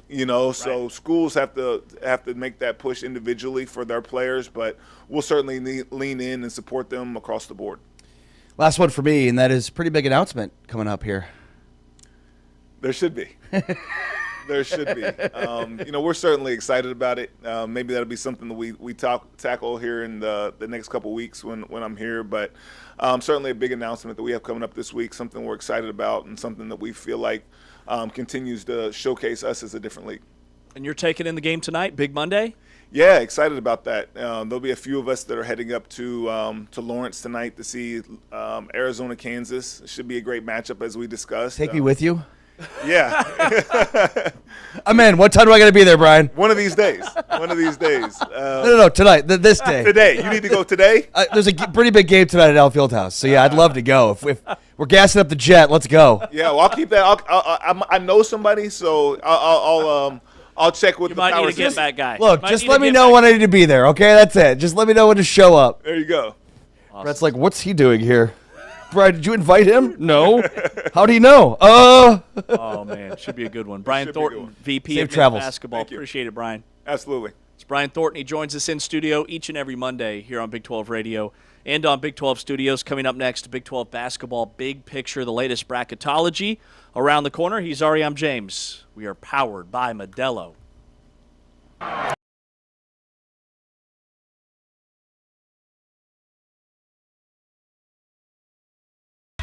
Davis and Destiny Thomas, and the opening tip goes to Kansas. It's a good young influx of talent on both of these rosters. Nichols off the screen, gets it inside of Davis, double team, goes up strong, gets Thomas once and Thomas twice and finishes. Junior guard from Andover, Kansas. Handling the basketball here, gets it to Davis. Davis draws the foul and hits. You know, and that's one of the things that makes Samaya Nichols so elite is that she's right-handed, but she prefers to dribble drive left, and there's no drop-off in athleticism or ball control. Once she gets it all under her belt and get used to the system and just, you know, get out of that freshman class. Yeah, well, you know, so much a part of your legacy. And Just 2 points since that opening quarter. Perry steps into a three this time and knocks it down. She's got 20. Dialing up number 25 for the Jayhawks here in the stretch run. Torrance goes to work. Got the up and under, not to fall. Offensive rebound putback is up. Copeland on the bounce, gets it to Meister, streaking towards the hole. Lily Meister's had a nice foul. Now they're saying don't. Meister, shot clock at 3, at 2. Davis from 16 hits on the bounce. 15-foot shots in and out. Rebound to Samaya Nichols. Flips it up ahead to Davis. Davis with the lay-in and maybe the dagger. Still double teaming without fouling, and that'll run out the clock. Kansas is gonna get the victory here today. They scored the final 6 in this one.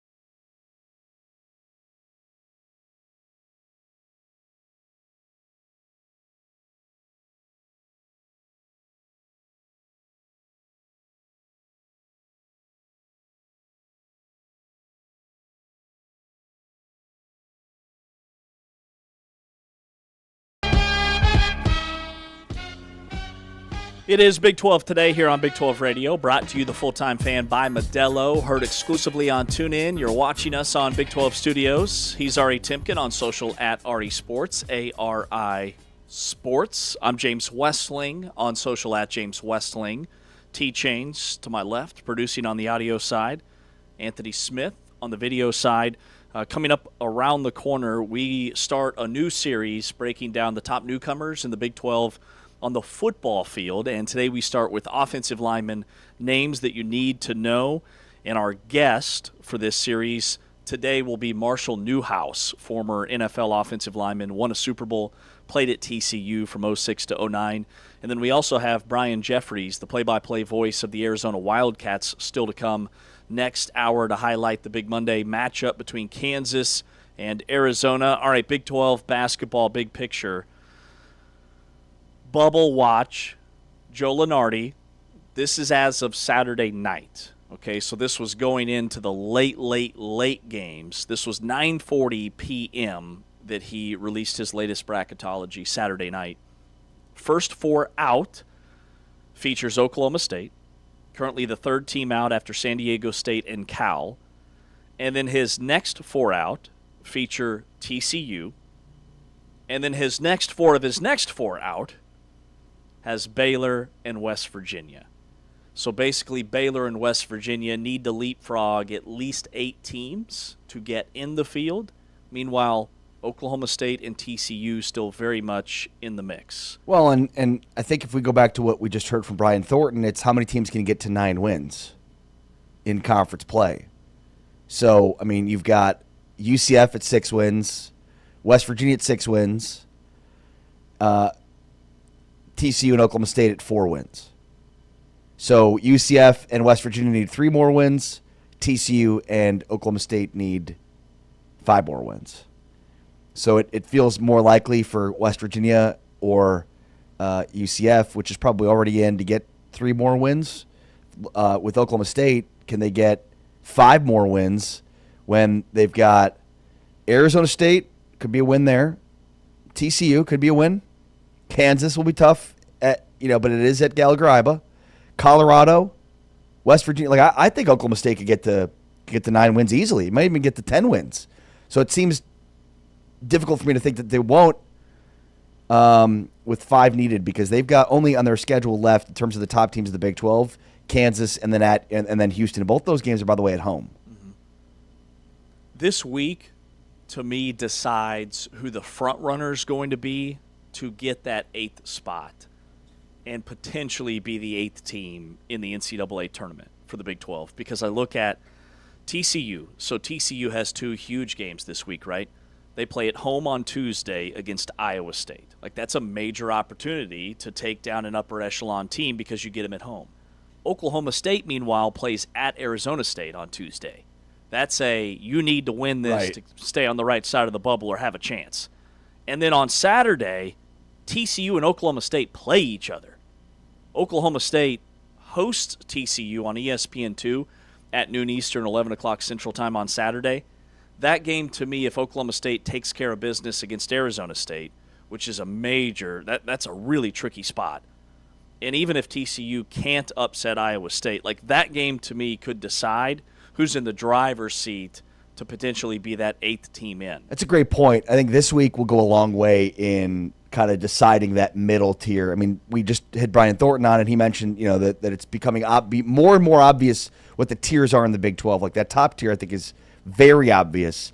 We've been sort of waiting for that middle tier to figure itself out, and this week will go a long way. And at this point, there's a pretty good amount of teams we're still talking about that are potentially tournament teams, and TCU, Oklahoma State, West Virginia, a few others I'm missing. Baylor, thank you. Baylor is still top 50 in the net and the Ken Palm. So it feels like, to your point, that there's a lot will be clarified this week in terms of who really is in the conversation for 8th, maybe even a 9th spot for the Big 12. I think there will be as little as 7, as many as 9 spots for bids for the Big 12. Baylor plays BYU tomorrow night in Waco.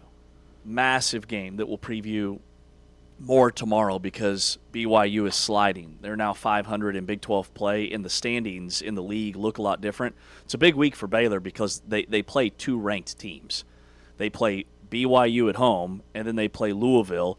In that Louisville game, that is in Fort Worth. So it's one of those home-away-from-home games for Baylor. Louisville's ranked 24th, by the way, at least as of this morning. The poll will come out later today. But outside of that, when you look at BYU and their slide, let's hear from Kevin Young. Kevin Young on A.J. DiBonsa, his concerns about him potentially being fatigued this late in the year and the minutes he's had to play. Yeah, and Jay, I wasn't trying to be snappy at your question. Like he I think some of that rebounding was fatigue on his part, right? And so I knew the media was getting ready to come, and so you thought you could steal like another extra minute or less than that, to be honest with you. Because I was planning on calling a timeout and then instead of him getting the full media, getting an extra 30 seconds. So that's what went into that decision. But as far as, he was great tonight. It was when he's rolling like that, you don't even want to take him off the floor. But I am going to challenge him a little bit about making sure he's doing all the right things, taking care of his body. Is he eating the right things? Is he drinking enough liquids? Is he getting enough sleep? Because we need him out there as much as we possibly can have him out there. BYU, by the way, is now eighth in the Big 12 standings at 5-5. There are 7 teams with an above 500 record in Big 12 play. They've lost 4 in a row. They're 1-5 against AP top 25 teams. They're 0-3 against the top 10. Is this just a speed bump for BYU, or is there a bigger problem? I think both, right? They're if we're talking about like, are they not going to be a tournament team, right? Like, no, yeah, it's a speed bump. This is a tournament team. At this point, it's basically what their seeding will be. But, yeah, I touched on this earlier. Like, they're not as physical as they need to be. Like, most teams aren't going to be as physical as Houston. That's clear. But I think just this shows how far away BYU is from that level. And that's the problem. They don't have to – there are teams they'll go up against in the tournament and beyond, even in the Big 12, that are not as physical as Houston, that will still be more physical than them. So I think, like, when BYU plays Houston, it's kind of always a physical litmus test for them. They just are built differently. And, you wonder how much Kevin Young over the course of this offseason will look at this team and think, we need to have more Kebaketas, because that's what they need. They need more Kebaketas. They're not even close to the level of Arizona, Iowa State, Kansas, and Houston in terms of the physicality. And I think that was on full display here. So is it portend something larger? Yes. Yes, it does. It does. But it's also a speed bump from the standpoint of, like, they're not going to miss the tournament. At this point, it looks like they're more of a 5 seed than a 4 or 3 seed. But even still, like, you're going to go up against a team in the tournament that's more physical than you, and they don't have enough of those physical pieces that rebound, that block shots, that go after loose balls. Like, again, this game was tied in the final 10 minutes, and Houston's like, well, we're going to be Houston, and you're going to be BYU, and we're going to beat you at that game. Yeah. Houston got the win on the road. Let's touch on Iowa State for a moment. They take down Baylor 72-69. They're 21-2 and 8-2 in Big 12 play. TJ Otzelberger on his point guard Tamin Lipsey, who had 14 points, didn't make a 3, but he had 9 rebounds, he had 3 assists, and a couple of steals. Yeah, he knows exactly what needs to be said, maybe sometimes more than I do. So I think we have, as much trust in Tamin as you could ever have in a young man in that position. He's led us for 4 years. He finds ways to outcompete and, win extremely important games and put your team in great spots. So just like I trust him with everything, I know in those moments when he's vocal, it gives me a sense of confidence because I know that he's saying things that are impacting winning in a positive way. I don't know that there's been a team in recent years in the Big 12 as overlooked as Iowa State when it comes to the national perception and conversation surrounding the Big 12. It's a lot of Texas Tech and Kansas and Arizona and Houston and even BYU because of DiBonsa potentially being a top 2 pick in the NBA draft. Nobody's talking about Iowa State, and here they are quietly. They've won 5 in a row. They're 21-2, 8-2 in league. Now, they've only played 2 top 25 teams. They're 2-0 against the top 25. Well, that can't be right because, well, I guess Kansas wasn't ranked when they played them. Wow. I was thinking the same thing. Like, how is that right if they lost to Kansas? That's it. So, yes, they're underrated. Also, and by the way, they're also top 10, I believe, in both offensive and defensive efficiency via KenPom. Yeah. They're KenPom right now. They're number 6 in the country. Now, let me just say this. They hit some stretches where they cannot score, and I think this game showed that too. But it wasn't just this game. We've seen it in other games where they just go through these stretches where they completely hibernate and can't score. And that is, for me, going to be in the back of my mind when I'm looking at how I'm going to pick my bracket. You're right. They're not both things can be true. They're probably not getting enough credit nationally. At the same time, I think they at times struggle offensively, and like in this game, Baylor ended it on an 11-0 run and 14-2 run. Mm-hmm. So that's problematic to me when I look ahead to where this team is in terms of being the elite of the elite. Mm-hmm. They're top 10 in both KenPom offense and defense, right? So they're really freaking good. Well, I also, Joe Lunardi was speaking last week on a ESPN conference call and said that the gap between what he thinks will be the number 1 seeds and the number 2 has never been greater because of the remaining schedule for the teams that he anticipates. This isn't his opinion. This is what he thinks the selection committee will do. They had Duke, Michigan, Arizona, UConn locked into number 1 seeds. So that call was Wednesday. Well, then UConn turned around on Friday night and lost at St. John's. And then Duke turned around on Saturday and lost to North Carolina. Right after he said, well, I don't see a loss on either of these teams' schedules the rest of the way, they both lost. So that narrative, I think, is completely out the window. When you look at Houston, who's up to number 5, by the way, in the KenPom, Illinois is now top 4 in KenPom, Iowa State looming at number 6, Florida has leapfrogged UConn when it comes to the KenPom. Net hasn't quite been updated yet. But, I mean, the conversation looks very different after those 2 L's. Can the Big 12 get more than 1 seed? I don't think so. I'm excited for football, though. Let's talk football. Okay, we're doing football. That's what we're doing next. He says, I have no thoughts. We're doing football. Look, could they? Yes. Let's see. But, look, football season never sleeps, bro. Come on. Never sleeps. Grab a Modelo. Let's talk football. He's excited for his list. All right, we're breaking down names to know. Big 12 impact transfers on the offensive line is coming up next as we dive into some Big 12 football. The offseason doesn't sleep. In offseason optimism, Modelo fan rule number 43 is mandatory. It's Big 12 today on Big 12 Radio.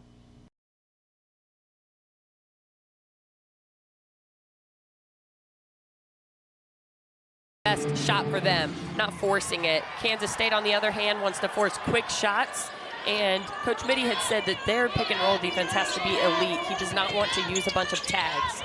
Now that's the key for K-State today. Here's Heel in the lane with a little floater. Their first game back home after missing a couple of games. Sub for the Cats in the post. Give a corner 3. This one she doesn't miss. That one wasn't. Placid stopped on the drive, got whistled, and made the shot. How the ball stayed in the rim and went down, who knows, but it'll work out for a 3-point play. BYU's been better about slowing the turnovers, but they've had struggles again here in the offensive end. Rokul hitting a cutter, and a lay-in and a foul. Cannon, her first basket made today. Popularity as we celebrate here today. Some K-State student-athletes that stick around and watch this game as well. Delaney Gibb gets into double figures, made a very difficult jumper to begin the 4th quarter. But you can hear Jeff Biddy in the background yelling, pass, pass, pass. Plassens wanted to give it to Haraj. She'll drive it instead. And what a game from Plassens this year. The point being is that you can't do that in a conference like the Big 12, which is the second-rated toughest conference in America. You cannot take nights off and load manage. He will begin his walk down to shake hands with Lee Kamar, the head coach of the BYU Cougars. K-State, again, a victorious effort here today, 77-52.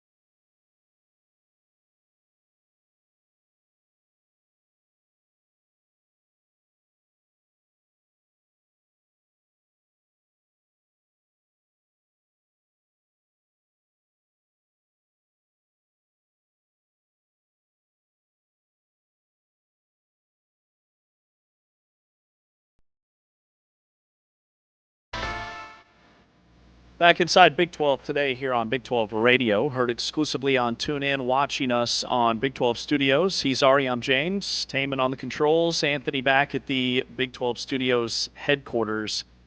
We're really excited about this new series that we're diving into, and it is to get you more familiar with newcomers in the Big 12. We did our transfer portal series. We'll have a draft preview series coming up. But in the meantime, we go each and every day position group by position and highlight our top 5 most impactful transfers in the Big 12 and where those guys will be playing this fall. Today we start with the offensive line, and you noted during the break this was a really fun and challenging list to put together because there are so many offensive linemen that are joining this conference. To highlight our top 5 was not easy. Yeah, and instead of sort of a collective 5, you and I kind of came up with our own top 5, and I think it'll be interesting to see. I think there are some teams where we may have 2 different guys on the same team and may have picked them for different reasons. Okay. But yeah, this is going to be a really fun exercise to go through some of the newcomers, and not just the newcomers that maybe are highly heralded or whatnot, because especially along the offensive line, like there are some 4 and 5 stars coming in, but how many of them do we think will make an impact in next season? I think that's the key here. And remember, Big 12 today is going to be heavy football in the offseason. Every day we're talking football, and we're going to have different series throughout, including this one. But remember, we're presented by Modelo.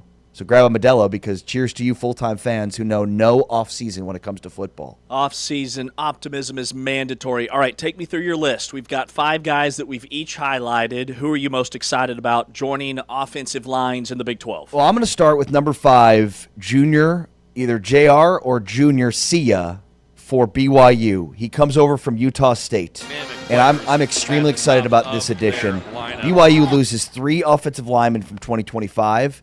And so how they bring in these trio of incoming transfers, including Sia, I think most will point out Pakai Finau from Washington, but Sia started 10 games at right tackle for Utah State, which is more than Finau played for Washington last year. You'll see on my list there are a lot of names up there that are guys that have produced at different levels, and so I'm starting with Sia from Utah State. Started all 10 games for Utah State last year at right tackle. Love it. All right, who's number 4 on your list? Number 4 for me is Kelvin Obot, who is one of those prospects, a 4-5-star out of Fruitland, Idaho. He is one of the top offensive tackle prospects in this recruiting cycle. And he is a true elite tackle prospect, true freshman. And I think when you look at him or like a Felix Ojo, I'm not sure Ojo plays next year. I think Obot will play for a Utah offensive line that's going to need in replacing Fano, and who's the other lineman right now that's escaping me, who's going to be drafted for Utah. So they've got a lot of production to replace. I think they've done a really good job. Utah has historically of developing offensive linemen. I think Obot's a guy that's going to start right away. Number 3, I put Jaheim Buchanan. Here's another one for TCU. You could have gone him or McKinley, the transfer from Oklahoma State. But I liked Buchanan simply because dude started all 12 games for Florida Atlantic last year and was basically had been all conference for 2 straight years at Florida International. He's basically been all conference for Florida International 2 straight years and has played every snap for them along the offensive line. So guy has produced. He's played a ton. He was a freshman all-conference USA guy his freshman year at 24, and then was all-conference USA second team in 2025. So Jaheim Buchanan's a guy that I'm very excited about, who shows up in my list, number 3. Number 2 is Jordan Church, a guy we've spent a lot of time talking about. And a lot of these guys are interior linemen, including Jordan Church. Played 12 games, started 6 for Louisville. He kind of started off the year last year as a rotational guy, and then became and had that starter level workload for Louisville. Played meaningful snaps at guard in competitive ACC games, so that's the reason why he was so high on my list. And number 1, I think, is the most underrated addition in the portal, Shadre Hurst from Tulane. And look, when he entered the portal, I thought he was going to go with John Summerall to Florida. Yeah. So the fact that he ends up going to Houston says a lot. He is the perfect addition for this Houston offensive line. Started 36 career starts between 22 and 25, and a 90.5 Pro Football Focus grade in those 36 career starts. So he is one of the highest graded interior offensive linemen in the entire country, who now stands for Houston with 36 career starts. So this is one of those, like, you know what you're going to get kind of things from him. Like, you know what you're going to get from Shadre Hurst. That's why he's number one on my list. From Tulane to Houston, huge addition for the former Tulane head coach, Willie Fritz. Massive addition. So we have a couple of parallels on our list. I like it. But not as many as you might think. We have 2 parallels as we look at the top 5 offensive line transfers in the Big 12. All right, for me, at number 5, I've got Javen Richardson, who's the transfer from Missouri, transferring to Colorado. And he only spent 2 years at Mizzou. He redshirted in 24, and then last year he was kind of their 6th man on the offensive line. But he played in over 200 snaps. He played at both the right tackle and left tackle positions. And prior to Missouri in high school, he was rated as the number 2 and number 4 offensive tackle in the nation by ESPN.com and 24/7 Sports. He is a freak athlete. He's just a little raw. He spent a year at Hutchinson Community College. He's 6'6", 313 pounds, and should be a guy that they plug in right away to try and replace the workload from Jordan Seaton. At number 4, I've got a guy that played a ton of snaps at Toledo last year, another transfer at Houston, Anthony Boswell, who should be their starting center. He's a redshirt sophomore. He started all 13 games for Toledo last year, first-team All-MAC. Did not allow a single sack last year at Toledo. So I've got Boswell number 4. And then I've got Hurst number 3, and regrettably I should have had him higher after really deep diving. He was 2-time first-team All-AAC, or the American as they call it now. He was an All-American by Sporting News. Florida wanted him. Summerall wanted him to go with him. You noted that. He has the resume. He's 6'2", 293 pounds. Usually they like him a little bit bigger than that in the SEC, but I think for what Willie Fritz is doing at Houston, he is a perfect fit. And they are the team that I've highlighted as a major uptick. Well, and if to your point, Florida didn't take him because of size, great. Worked out well for Houston because exactly. I don't care what his size is. Like, the production is there. He's been one of the highest graded interior offensive linemen according to Pro Football Focus every year, and over 36 starts. Mm-hmm. And that's like, I like your list a lot. I want you to finish it out, obviously. But I prioritized production. If you got on the field and played a lot, regardless of what level it was at, that was a huge reason why he was number 1 on my list. Mm-hmm. And he's a baller. He's big time. Noah McKinney is next on my list at number 2, the offensive lineman from TCU. He transfers to TCU from Oklahoma State. 6'4", 330 pounds, and I love his versatility. He can play tackle. He can play guard. He started his career at UNLV, and then he goes to Oklahoma State, and now he's at TCU. He was a 3-star in high school from Frisco, Texas, so somewhat overlooked in the recruiting process, hence the career path starting at UNLV. But in the 7 games that he started for Oklahoma State this past year before he entered the portal via the coaching change, he was one of the highest-graded offensive linemen in the entire country. He had been fantastic regardless of who was at quarterback, whether it was Haas Haney or Zane Flores or Sam Jackson, a converted wide receiver. And then at number 1, I go with Jordan Church because he checks all the boxes in terms of where he was rated out of high school, his NFL size and footwork at 6'4", 310 pounds, and then just his on-field production. He played 88 snaps for Louisville in a huge game for them at Pitt, in which he was just manhandling Pitt defensive linemen, which is kind of what they're known for. Their rush, run, stop, first defense at Pitt. He was really good. He's going to be a guy that starts and is maybe the best offensive lineman in the Big 12 for Texas Tech. So I love the versatility that we have on our list, but I would say Church and Hurst are the 2 parallels that we have that really stand out. Yeah, and I mean, did you take into account tackle versus interior lineman when comprising your list? No, I just took the top 5 best offensive linemen. It feels like the biggest impact guys, for the most part, at least on paper, are interior guys. But, I mean, not to mention, I think Colorado needed to make a splash in replacing Jordan Seaton. and they seem to have found a guy that has a ton of potential in Richardson, to your point. And then I also, I expected that you'd put McKinney on your list, which is why I wanted to highlight Buchanan. But it just goes to show you, like, TCU has really rebuilt their offensive line. Yes. And with a combination of a rebuilt offensive line and a rebuilt running game to a degree in terms of their play caller, like, that is a renewed effort to try to get a ground game going for a TCU program that just hasn't had it.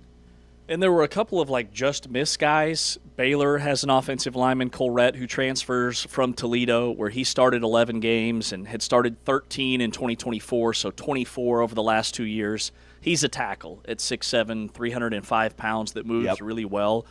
So as you put this together, which teams do you think upgraded? You highlighted TCU. Which teams upgraded their offensive lines? Well, and some maybe didn't need as much to upgrade. I think that's important too, because this isn't the top 5 linemen in the Big 12. This is the top 5 O-linemen newcomers. Right. And so that's a huge distinction. And maybe at some point we'll have to power rank the top, or, go through a series of ranking each of the top 5 at each position. And I'm sure we will. But, like, Houston, I think, did a really good job because they've added 2 impactful players to sort of solidify that line and really further solidify the run game. BYU, I don't know, that they lose 3 guys. So, like, where most are back for BYU, they needed to replace 3 important players. Utah, 2 impactful players along their offensive line. So I think a lot of these teams, we look, Texas Tech probably wasn't as good along their offensive line this past year as we thought they would be, but a lot of those guys are back. So they didn't need to add a ton. They had Church to go along with Sampson, some of these other guys that are going to be back from last year that, are expected to take a big jump. So I think TCU added really well in the portal at the offensive line position. I think Houston has done a really good job along the offensive line adding in the portal. Yeah, Houston is the team that stands out for me. I mean, they add 2 super productive all-league guys from group of 5 teams that should be plug-and-play starters right away for a dual-threat quarterback in Connor Wegman, the running game with Dean Connors and Mekhi Hughes now, kind of a 2-headed monster. And then I thought Baylor did a nice job. They added 6 guys, and Colorado's hard to evaluate because they lose Jordan Seaton. But with that said, they brought in 8 offensive linemen. Bo Hewley from Georgia was a 5-star kid out of high school. Taj White was somebody that I almost had on my list, transfer from Rutgers, who was very productive for them. Leon Bell is a transfer from Cal, where he was a regular starter. So I think Prime has done a nice job of upgrading where they needed to upgrade on the offensive line. Well, and again, like, I put more stock into guys regardless of where they came from or how they were recruited out of high school. I put a lot of stock into guys that played. I'm going to continue to do so as we move along and rank these put together these lists. Like, there's 2 different kinds of transfer portal players. There's small school guy that produced. Yep. There's big school guy that maybe was highly recruited but hasn't produced at that level yet. I put a lot more stock in small school guy that's produced. Now, those aren't mutually exclusive. Louisville's got, Jordan Church is a Louisville guy, right? Like, so not all of them are small school guys. Some of these are going to be Power 4 to Power 4 that have produced. And that's, for me, that's like the sweet spot. Yep, that's it. All right, Marshall Newhouse, former offensive lineman at TCU, was there from 06 to 09, played in the NFL, won a Super Bowl. He joins us around the corner to break down this position group here on Big 12 Today on Big 12 Radio. Brought to you, the Full-Time Fan, by Modelo.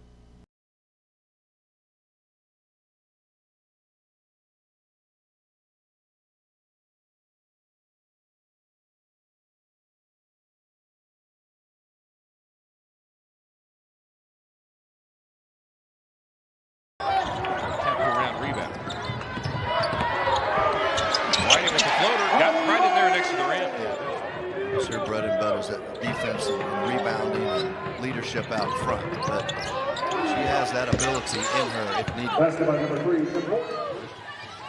Enough time to get a catch and shoot right here. Here's one. Hurd with the triple as the buzzer sounds.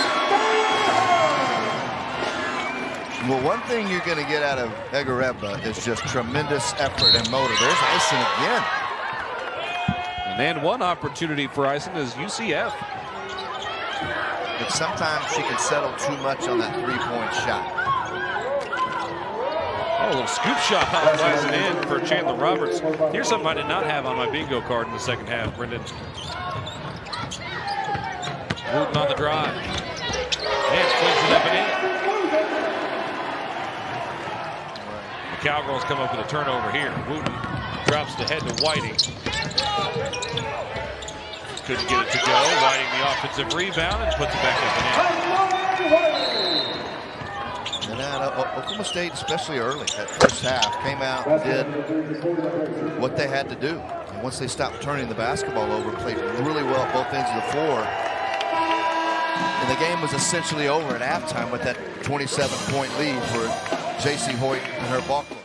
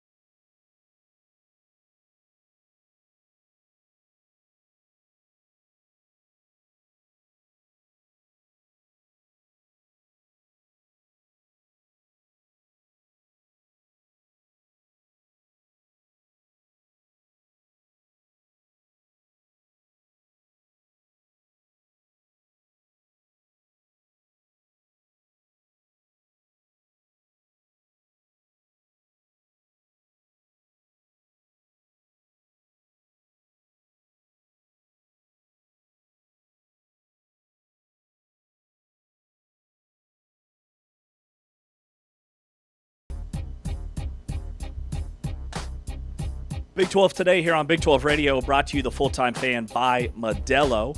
Alongside Ari Timken, I'm James Westling, part of our off-season Optimism is Mandatory series. Each and every day we go through a different position group in the Big 12 and names to know, impact transfers in this league. And to break down the offensive line, we welcome in Marshall Newhouse, Super Bowl champ, 11-year NFL vet, TCU alum. Hey, Marshall, good morning. Morning. How you guys doing? Man, we're good. Want to get your thoughts quickly on how was the offensive line play in the Super Bowl last night? Man, even for the winning team, it wasn't exceptional. I think, Seattle had their struggles as well, but, luckily they just had the better defense. But, yeah, left a lot to be desired, to be honest. Yeah, I mean, Will Campbell, so interesting because, he was one of the top picks at left tackle.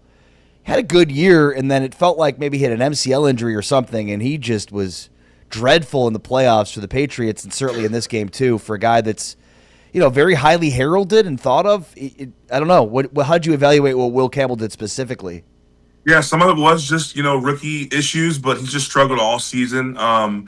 Specifically with his tape and pass pro. we call it getting to your spot, and it felt like his athleticism wasn't getting him to his spot consistently, and he was having the rushes dictated to him. So I mean, you saw last night he gave up 10 plus, I think almost 14 pressures.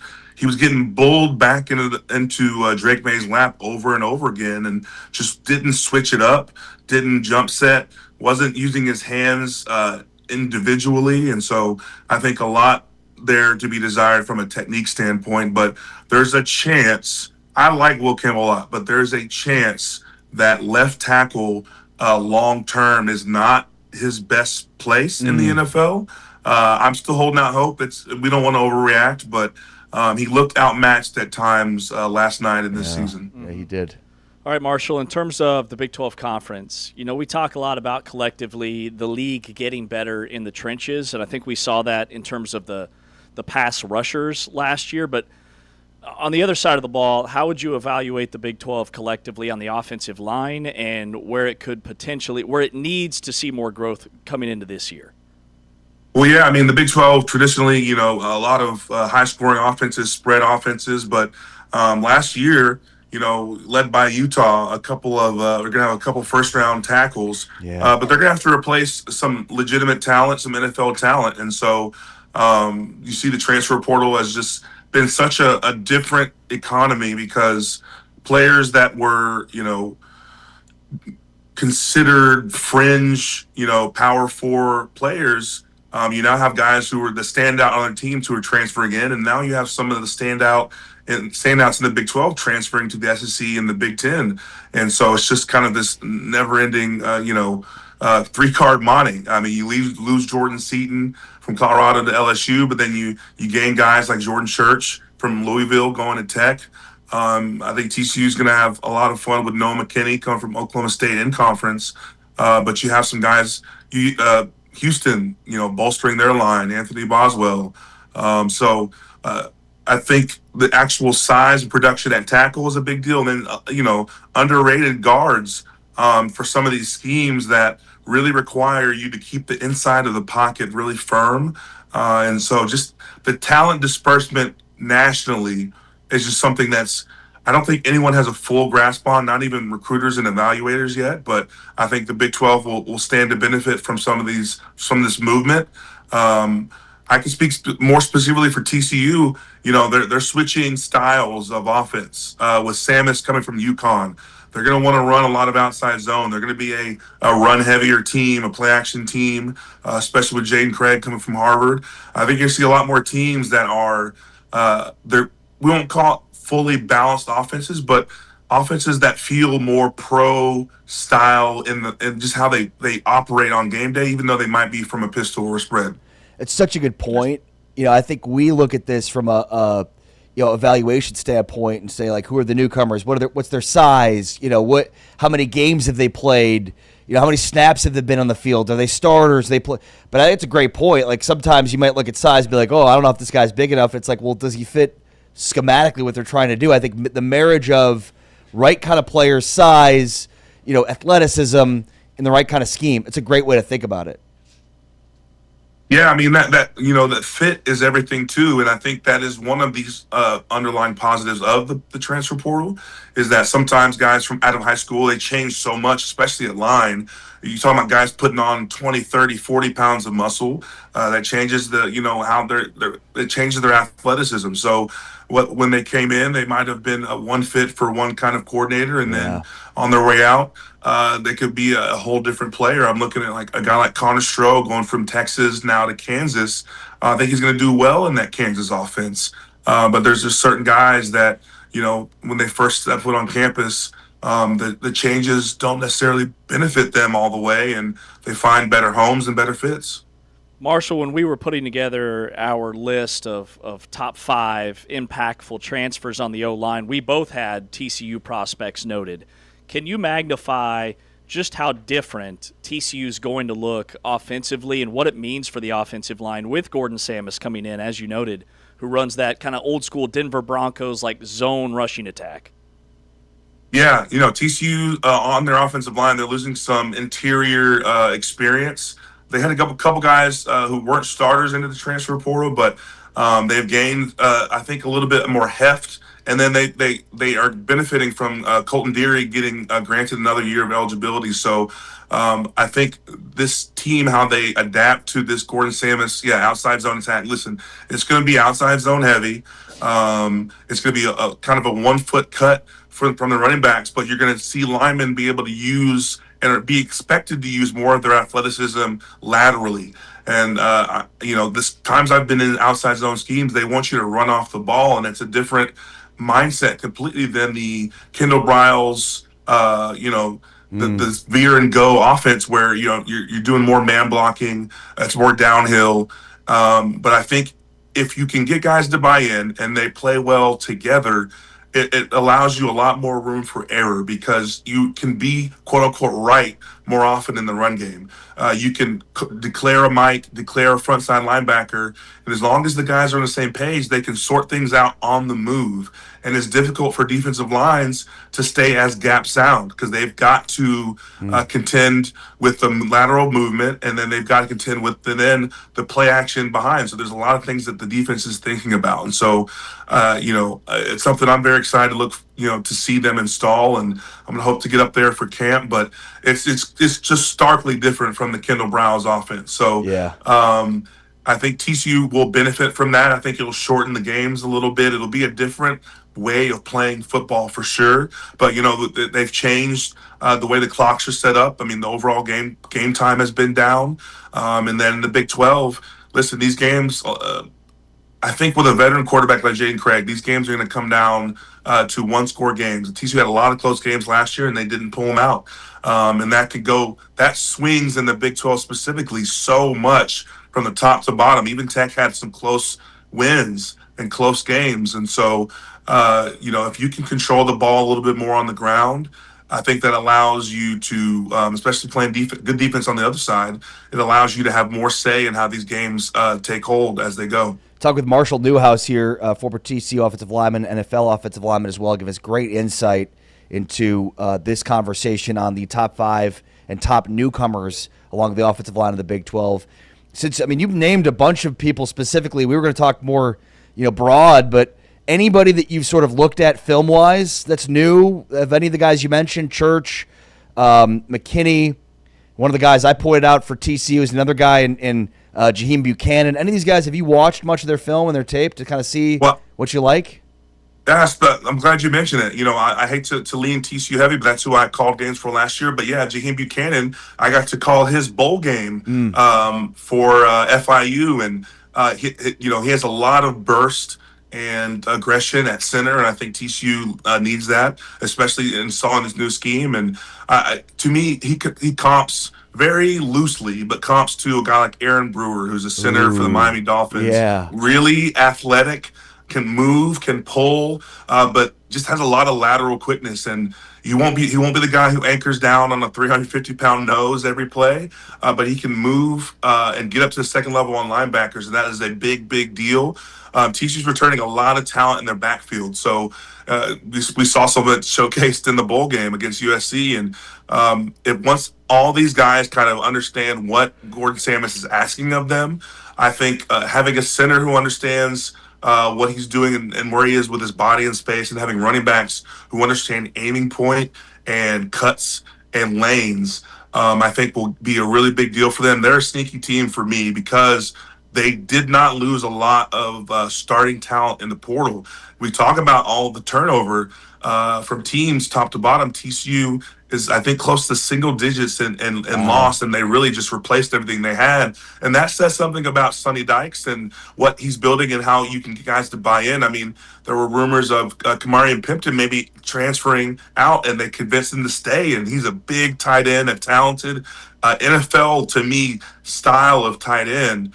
And they've kept a lot of guys in-house. And so you look at, to me, the teams that are going to jump out outside of the obvious Techs and the BYUs are the teams that could keep more consistency in their building from year to year. Because of the world we live in, it's just You're introducing guys to each other every single semester who have never met and have never played with each other. And so TCU coming off I think technically a disappointing season with the expectations and knowing what Hoover has, but still a winning season, 9 wins and a bowl win against a Big Ten opponent.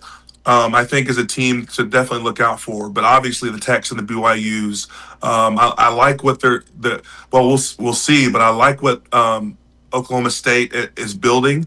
I don't know if that'll be a year one turnaround. And then obviously Houston I think is really making noise. Willie Fritz is a guy I'm a huge fan of. I got to call his bowl game again against LSU as well. And so the Big 12, again, a conference that outside of Tech, I think was missing kind of the big caliber player. BYU tried their best, but I think the aggregate is continuing to rise for this conference. And if they can get some newcomers to kind of show out and this offensive lines be built and come together, they could have some contending teams.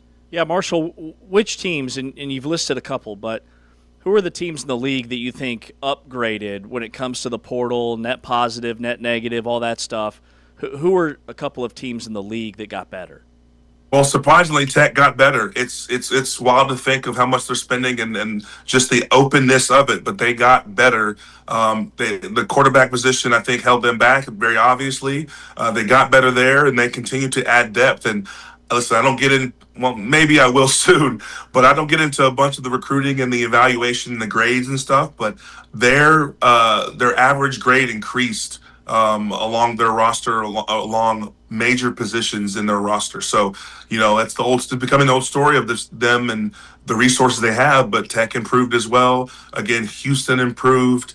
We'll see about Arizona State. I like what Dillingham was building, but losing Sam Levitt is something they have to contend with. But again, them being a school that was very aggressive last year in the portal, they also, I think, improved a little bit. I'm trying to think of one more. I'm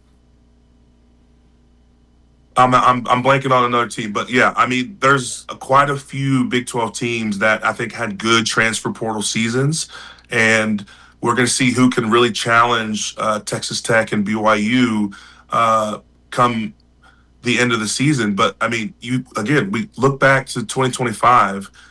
There were so many teams that were a lot of fun, but B, they're 1 or 2 wins away from being right there and ready to compete in Arlington. Mm-hmm. Yeah, well said. Completely agree. Marshall Newhouse, former NFL offensive lineman, 11-year NFL vet, TCU alum, joining us here on Big 12 today on Big 12 Radio. Thanks, Marshall. We'll talk soon. Appreciate it. Thank you, Art. Marshall Newhouse, former NFL offensive lineman, Super Bowl champ, TCU alum, going through a whole litany of players joining this conference on the offensive line that should be impact guys right away. And that is the debut of our names to know, position group by position. We hit the offensive line today. Yeah, great call. And Marshall Newhouse just dropping truth bombs and knowledge on us there. You got to go back and listen to everything that he said, because there was a lot of brilliant stuff on offensive line play. Mentioning the athleticism of some of these interior players. We used to think so much about tackles being so highly athletic, and yet now we're seeing examples of even interior guys and the athleticism they have and pulling and getting them on the move. Great stuff. And, it'd be very interesting to see kind of revisit this 6-7 months from now. Yeah. Just think, what do these offensive lines look like? How many of these guys are starting and having high expectations heading into their first year in their new schools? Mm-hmm. Brian Jeffries, the play-by-play voice of the Arizona Wildcats, is coming up next. Arizona and Kansas tonight on Big Monday. You can watch it on ESPN. You can hear it right here on Big 12 Radio. We are brought to you by Modelo. This is the Big 12 Conference. This is a different league.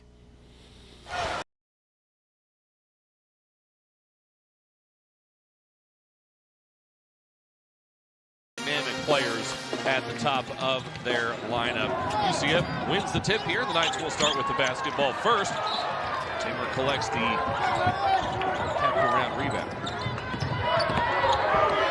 Whiting with the floater. Got right in there next to the rim. It's her bread and butter is that defense and rebounding and leadership out front. But she has that ability in her if needed. Enough time to get a catch and shoot right here. Here's one. Hurd with the triple as the buzzer sounds. Well, one thing you're going to get out of Egareba is just tremendous effort and motor. There's icing again. And then one opportunity for icing is UCF. But sometimes she can settle too much on that three-point shot. Oh, a little scoop shot flies in for Chandler Roberts. Here's something I did not have on my bingo card in the second half, Brendan. Wooten on the drive. And flings it up and in. The Cowgirls come up with a turnover here. Wooten drops the head to Whiting. Couldn't get it to go. Whiting the offensive rebound and puts it back up and in. And Oklahoma State, especially early, that first half, came out and did what they had to do. And once they stopped turning the basketball over, played really well at both ends of the floor. And the game was essentially over at halftime with that 27-point lead for J.C. Hoyt and her ball club.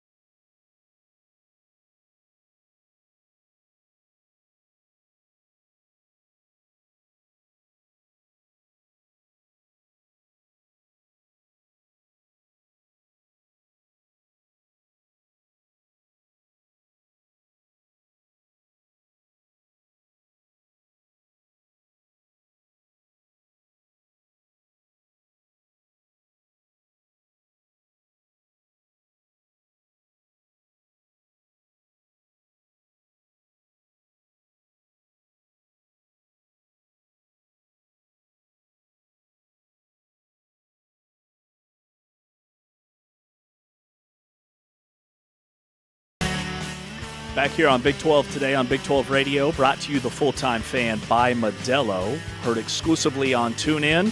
Arizona and Kansas tonight on Big Monday, 9 Eastern, 8 Central on ESPN. Here on Big 12 Radio and on the Arizona Radio Network, you can hear this voice. Brian Jeffries joins us, the play-by-play voice of Arizona. Hey, Brian, good morning. Good morning, gentlemen. Great to be with you from beautiful Lawrence. Well, Arizona has been incredible this year, even in league play, outscoring teams by 18.5 points, just throttled Oklahoma State over the weekend. I guess what is the number one biggest takeaway from the Oklahoma State game on Saturday? Well, I think that after having a week between games, it was just a matter of coming out and remaining focused. I think that's one thing Tommy Lloyd talked about. If you go back to the holiday break, and sometimes you're a little bit slow coming out of the gate, and Arizona didn't shoot the ball early on in that game against Oklahoma State, but they got it going.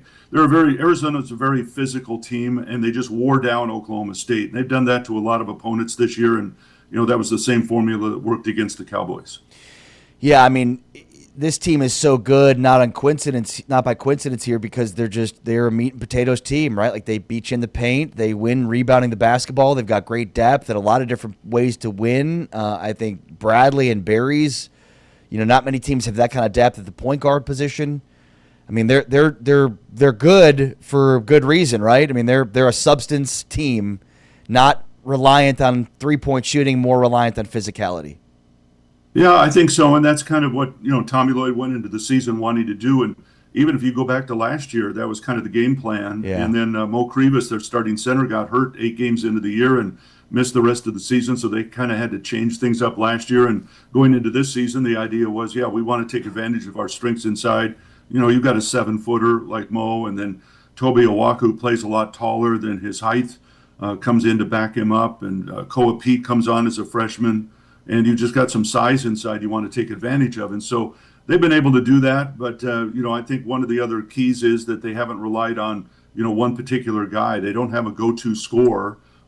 They have a bunch of guys that, from night in and night out. I think 7 of their 8 guys in the rotation have scored 20 points at one time this season. And so I think that type of balance has really helped them. It's been one of the other keys to success.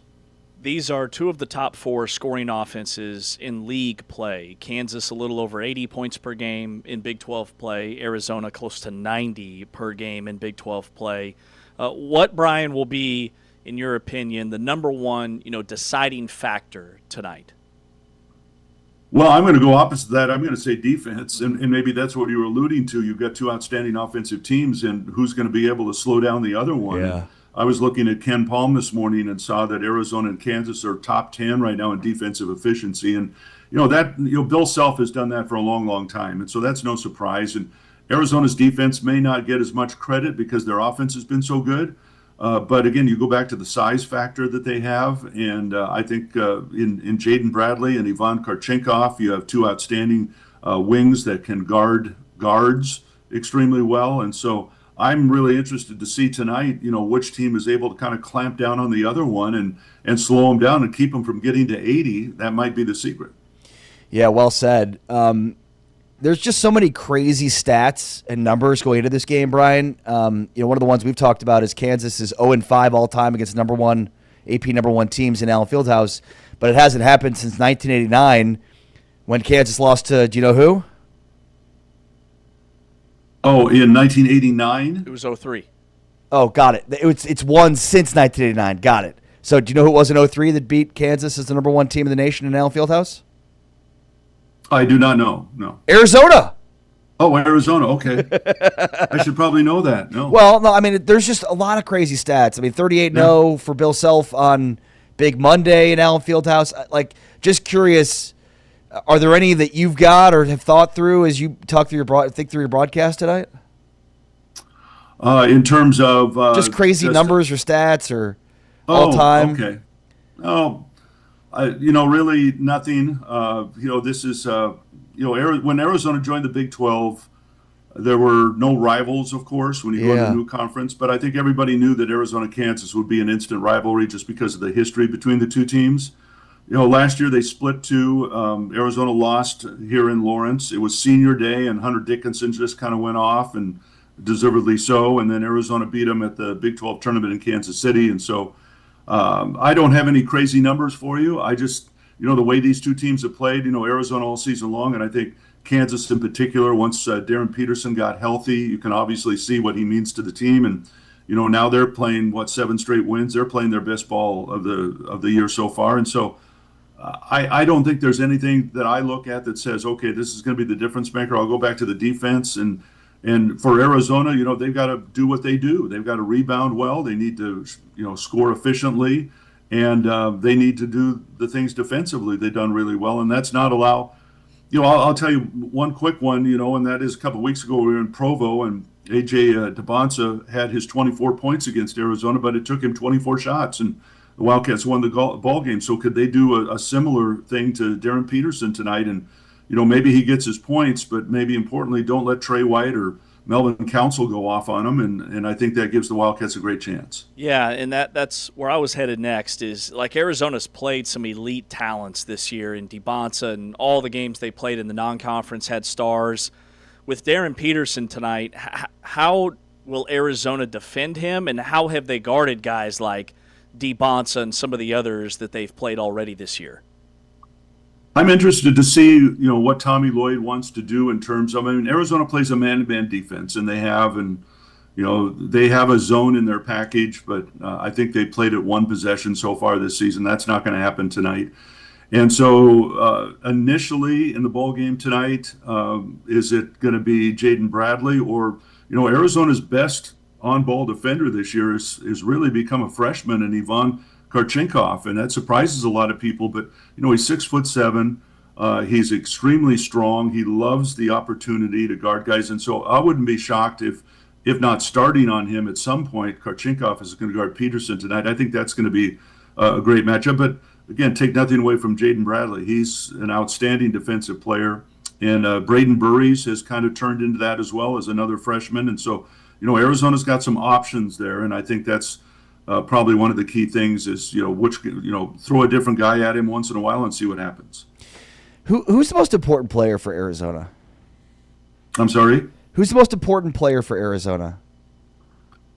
Well, I'll go back to Jaden Bradley. He's a senior point guard, and I just, nowadays in college basketball, if you've got a guy that is in his senior season and plays that position, and he plays it so well, he doesn't shoot a lot because he wants to get his teammates involved, but I tell you what, he can score when he needs to. There have been some key games this season, last season, where down the stretch, and it's a tight ball game, and he's willing to take over. In fact, the team doesn't use this phrase. We've said it a couple times on the radio that he's the Mariano Rivera of Arizona basketball because he's the closer. He's the guy that comes in and says, okay, when you need me, I'm here. Otherwise, I'm going to distribute the ball and make sure my teammates are in a good position. So, he's kind of the guy that makes it go. But at the same time, Braden Burries has played an outstanding backup at point. And Arizona's got too many other guys that are capable on a given night of causing some trouble. Brian, is this the best Arizona team that you've covered? 23-0, it's an incredible start. But are they truly like all the great Arizona teams? Is this one above the rest? Well, it could be. The 97 team that won it all was very good. I don't think they had the same talent level as this team. It's interesting that just this past weekend, Arizona celebrated the 25th anniversary of their 2001 Final Four team. I thought that was the best talent. Luke Walton, Richard Jefferson, Gilbert Arenas, and they lost to Duke in the championship game. I thought that might have been the most talented team. This team, the reason why the talent is so good on this particular team is because of the freshmen that Tommy Lloyd brought in, and they've got four freshmen in your 8-man rotation, and 3 of them are starting. And to me, it's the best raw talent Tommy has had, certainly, and he's molded them into a 23-0 team. I guess once the season is over, we'll know if they'll be able to match what that 0-1 team, just in terms of guys that went on to do some other big things past college. Yeah, for a program like Arizona, it's always tough to like just compare historically. But it feels like this is the best Arizona team we've seen since the national championship team. And, obviously only time will tell, and we'll see. I'm expecting Arizona to lose. I don't know if it's going to be tonight, but at some point, right? I mean, do you know the last time that Arizona was 23-0 to start season? Has it ever happened? No, it never happened. Yeah. This is a school record. And, the back half of the schedule, as you guys have seen, is loaded. So, you play Kansas tonight, then you got Texas Tech, BYU, Houston as your next 3 games after this. So, I don't think any team goes undefeated these days. I think, college basketball has changed. You play more games. I just don't see it happening. And I don't think it's a bad thing if you lose. Yeah. So I think the question becomes, who do you lose to? Where do you lose? I mean, if Arizona loses tonight or they lose at Houston in, a couple of weeks, there's nothing to be ashamed of. You're just playing a really good basketball team. I mean, you guys know the Big 12's loaded. Yeah. I mean, you've got, 4 or 5 teams that, could end up in Indianapolis. I don't think that would be a shock. How much talk has there been, Brian, about getting not just a number 1 seed in the NCAA tournament, but the number 1 overall seed? And what would that potentially mean for Arizona in terms of, regionals and locations? I think it certainly helped that Duke and UConn both lost over the weekend. Yeah. I mean, internally, they don't talk about it at all, but the rest of us can certainly talk about it. And the closest regional for the Wildcats is San Diego, which is, a 6-hour drive from Tucson. And so, obviously, you would want to be a 1 seed. 1 overall would absolutely guarantee you San Diego. But I think any one of the number 1 seeds, Arizona could easily be there, and they've had success there before in NCAA tournament play. And if they happen to win 2 games there, then they go to San Jose. So again, they stay fairly close to home. But I think the fans are talking about it because they want to be able to see the team if they can get there. But I think that one thing about this team is, and I know it's easy talk, and one of Tommy Lloyd's, it's not a cliche, but he says we just need to stay steady. And I guess that's a new take on 1 game at a time. And so don't look too far ahead. I mean, there's a big picture out there. We all know about it. But they got to take care of business 1 game at a time. And that's been, one of their absolute keys to success, that, they don't take 1 game bigger than the next. And, tonight's a big game. You can't ignore that. But you wouldn't know it by the way these guys, talk. And they're just preparing to see what they can do. And if they play their best, they got a great chance to win. Yeah. Locked in. Cannot wait for tonight. Big Monday, Kansas and Arizona from Allen Fieldhouse. Brian Jeffries, the play-by-play for the Arizona Wildcats, joining us on Big 12 today. Thanks, Brian. Can't wait to hear the call. All right. Thanks, guys. We'll see you. Enjoy it. Brian Jeffries, play-by-play voice of the Arizona Wildcats. The game is at 9 Eastern, 8 Central on ESPN and right here on Big 12 Radio. You can also listen to the local broadcasts with Brian Jeffries on the call for Arizona. Make sure there's a cold Modelo not too far out of reach for tonight's game. I know I will. And Modelo fan rule number 8, which applies to this game. Which is? You've said this is a must-win game at least 5 times before midseason. It's a must-win game tonight. Must win. Must win tonight. Yes. Yeah, must win. Absolutely. I think it's a win-win. No. It's a win-win. James, did you not? Rule number 8. They're all must-wins. They're all must-wins. Okay. Come on. All right, we'll wrap it up coming up next here on Big 12 Today on Big 12 Radio.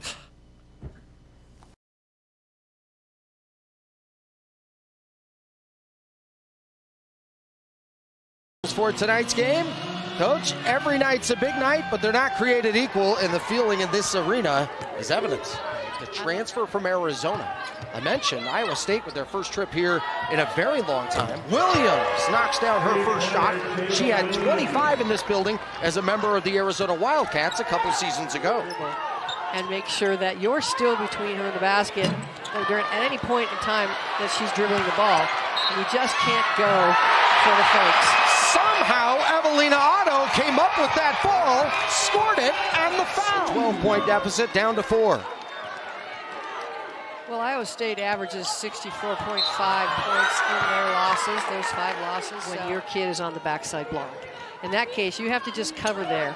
And if Crooks turns or Gold puts it on the floor, then you can safely come off the backside. She's been in double figures. Well, and Crooks is so good at rebounding in her area. She just has a really nice straight up, like back up quick. Coming up clutch in big moments. Sometimes to give her team the lead, sometimes they'll put games away. And the star player from the show me side of Kansas City, Jada Williams, behind the back. Williams along the right side dances it in.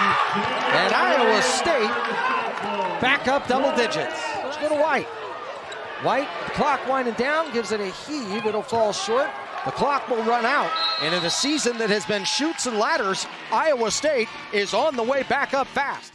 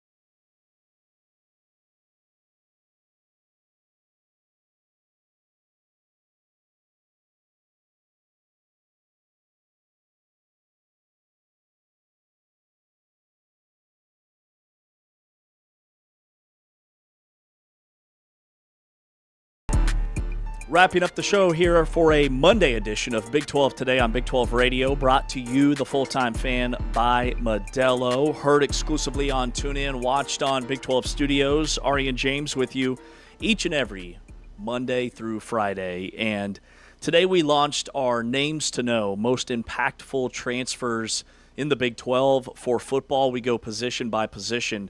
We hit the offensive line today, had Marshall Newhouse, former TCU offensive lineman, 11-year NFL vet, won a Super Bowl. He joined us earlier this hour. You can catch that again at 4 p.m. Central Time here on Big 12 Radio, as tomorrow we hit Tight ends. Tight ends. Which, by the way, one of the best Super Bowl commercials, I thought, featured tight ends. Dude, same. Number one, hands down, wasn't even close. With Bruce Arians and Gronk and Travis Kelce and Antonio Gates and Tony Gonzalez.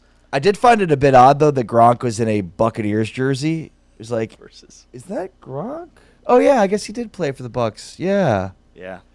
Also, just kind of noting some of the commercials. Did you see the Ring camera commercial?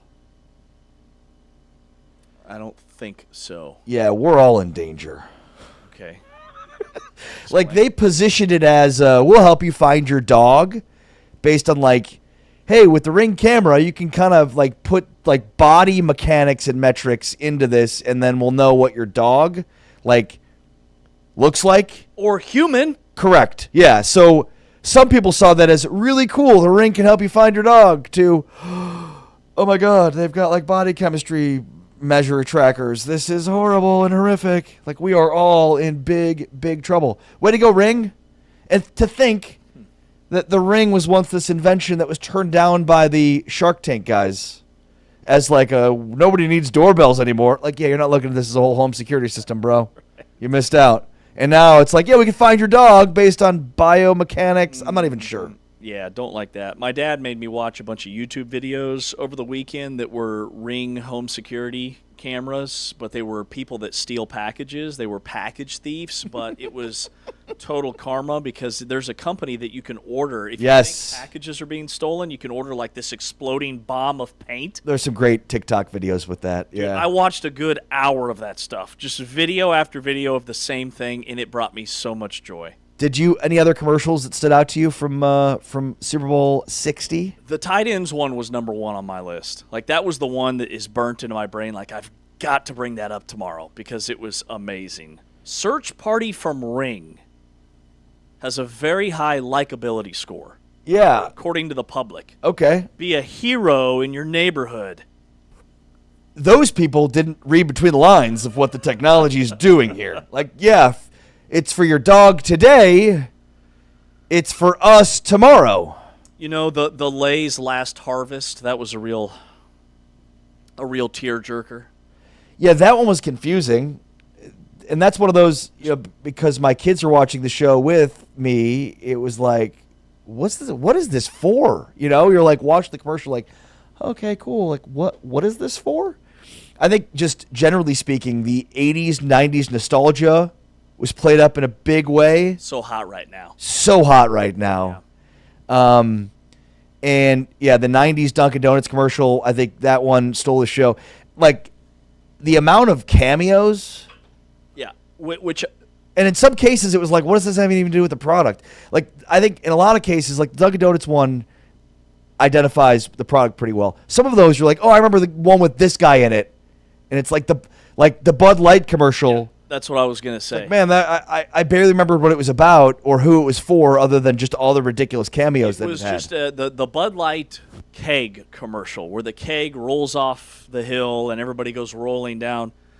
Didn't make any sense, but you're like, hey, that's Post Malone. Yeah. Peyton Manning. Right, exactly. You're like, oh, look at all those famous people. Right. And then, like, Budweiser doing the Clydesdales and then the Eagles. Like, nothing says we made a mistake with one of our marketing campaigns, so much so that, like, let me just show you Clydesdales and a bald eagle. Are you back now, America? America's not back. You know what I mean? But, like, what a great, like, we made a mistake with one of our campaigns if we're Budweiser. By the way, Modelo's commercial, I don't know if it aired. I didn't see all of the Super Bowl commercials, but they're just general, like, sports commercial that's so out good. there is baller. Yeah. Like, which is why it's the beer that everybody grabs when you go to the store. It's just like, man, yeah, I want to hang with that guy. Yeah. Type commercial. I'm trying to think what else. What'd you think of the halftime show?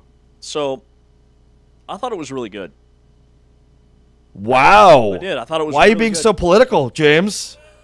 Why are you trying to get so political? I didn't even know there was an alternative halftime until the actual halftime. There's not. Wife told me about it. Yeah.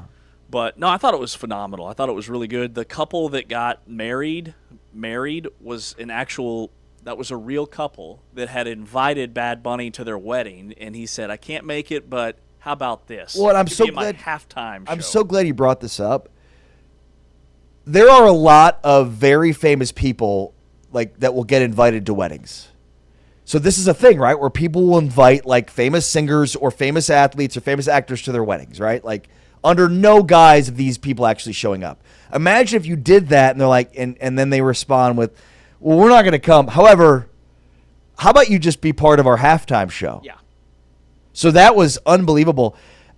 It's crazy. Call me old-fashioned. Do you remember when they used to do a halftime show on a stage? Yeah. Oh, yeah. I think that's a pretty recent stage fallout. It's so bizarre. We don't do stages anymore. We do telephone poles. I mean, yeah. And, like, the entire setup was so elaborate, and it's insane how detailed all of the sets were and how great it looked. But I'm thinking, like, man, you paid $4,000 to go to a Super Bowl, and you can't see any of the halftime. Like, it is a total production for television as opposed to, like, a concert with a stage. Yeah, that's a good point. You know, a concert with a stage that just is – it was bizarre. But I thought it was very well done. I like Bad Buddy's music. Like, I like a good beat. Call me a sucker. You give me a good beat, and I'm in. I thought the song Nueva York, which is one of my favorite songs that he has, is really good. He's got a great story, and the fact that he's sort of never compromised – you know, a lot of times with Latin artists, they've had to compromise to go mainstream. You have to speak English, sing in English, and he's never done that, right? He's kind of maintained his cultural roots, which I have to respect him for, that he's achieved this level of notoriety and fame even in American culture without you know, singing in English. And so having this entire thing be in Spanish, I thought was really cool. And just that, like, he's not like a lifer in the music industry, like he was bagging groceries and making music. His parents weren't in the music industry, so # humble beginnings. Yeah, I mean, big time. Just really cool story. Thought really cool halftime show, but again, it's just sort of bizarre how crazy and elaborate. Apparently, like, what's up with the trees? Yeah, all of the shrubs that he was like mazing in and out of were actual people that were paid $18.70 an hour. And worked 70 hours, so made about $1,800 or something. They made $1,300, I should say. So they made a little over $1,000 for 70 hours of work. But you're in the Super Bowl halftime show. As a nobody can shrub. see you as a prop.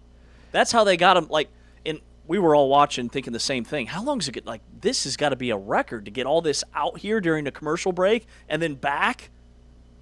And it's because everything was human. Apparently, also according to Front Office Sports, Bad Bunny traveled 124.4 yards of the football during his halftime show. Per Next Gen Stats, the Patriots rushed for 79 total yards in the actual game. So there was actual Next Gen Stats on the amount that the Bad Bunny traveled with a football, and it was far exceeded that of the Patriots in this game. Well, it was quite the production. Yeah, like I said, I thought it was really good. I need to reset my algorithm. I've gone down some rabbit holes, and now I just get flooded with every conspiracy theory on the planet. And there was some guy that, and this had like millions of likes on X, Twitter, whatever, that he knew. He had inside information what the first song was going to be from Bad Bunny. You could bet on that, obviously. It wasn't. He was wrong? He was wrong. No way. Like that, I was on the edge of my seat just to see if this guy, I mean, like 3.5 million likes. Inside information that he knew what the first song was going to be. He had a check mark next to his name, whatever it was, something bot, and he knew. But he was wrong. He was very wrong. But look, I mean, the game was a clunker. The game was a stinker. Drake May was bad. Seattle's defense was dominant. It looked like New England was not ready for prime time. It was fun in many ways to watch New England get completely embarrassed on national TV, a la the 1985-1986 Super Bowl, where the 85 Bears just completely run roughshod over the Patriots. So it was good to see that back. But look, the Big 12 now is center court here. Like, you think about how bad of a game it was last night, and it's like, well, tonight we've got a great game for you. Exactly. Tonight we've got a banger between KU and Arizona. By the way, ABP, always be promoting. If, commercial breaks, halftime of KU Arizona, I'll be on the U tonight on ESPNU. So tune in for that. Just hanging out? A little bit. What do you be doing on the U? My game is Alabama State and Southern. Oh. It's the game of the year in the SWAC. Okay. Alabama State won their first ever NCAA tournament game last year. Yes, they did. The first four, they hit that buzzer beater, and everybody went crazy to kick off the NCAA tournament. Who could forget the run of Alabama Who could State? forget Alabama State's first What a one? run they had. Well, the team that won the regular season title was Southern. That's whose bid they stole. So they're out for blood. There's your storyline. So does that So the regular season champion in the SWAC is not going to get the bid. That is still the conference tournament champion, right? Correct. Which that's how it is for every league for the NCAA tournament. So Southern's out for revenge here. Who's leading the conference right now? Right now it's Southern. Southern's hot. Southern's hot right now. It's at Southern. It'd be a big upset. Expect Southern to win, but we'll see. What about Northern University? Northern powerhouse. Eastern? The Vikings, of course. Western? Can anybody name Southern's mascot? The Southerns. Taman? Nobody? Jaguars. Of course. Come on, baby blue and yellow. When you're in the South, you've got to constantly fight off Jaguars. Pristine color palette. So yeah, I'll be in Baton Rouge tonight for that. But oh, interesting. I didn't realize that. Yeah, they're in Baton Rouge. How are you supposed to be here and there at the same time? How about that?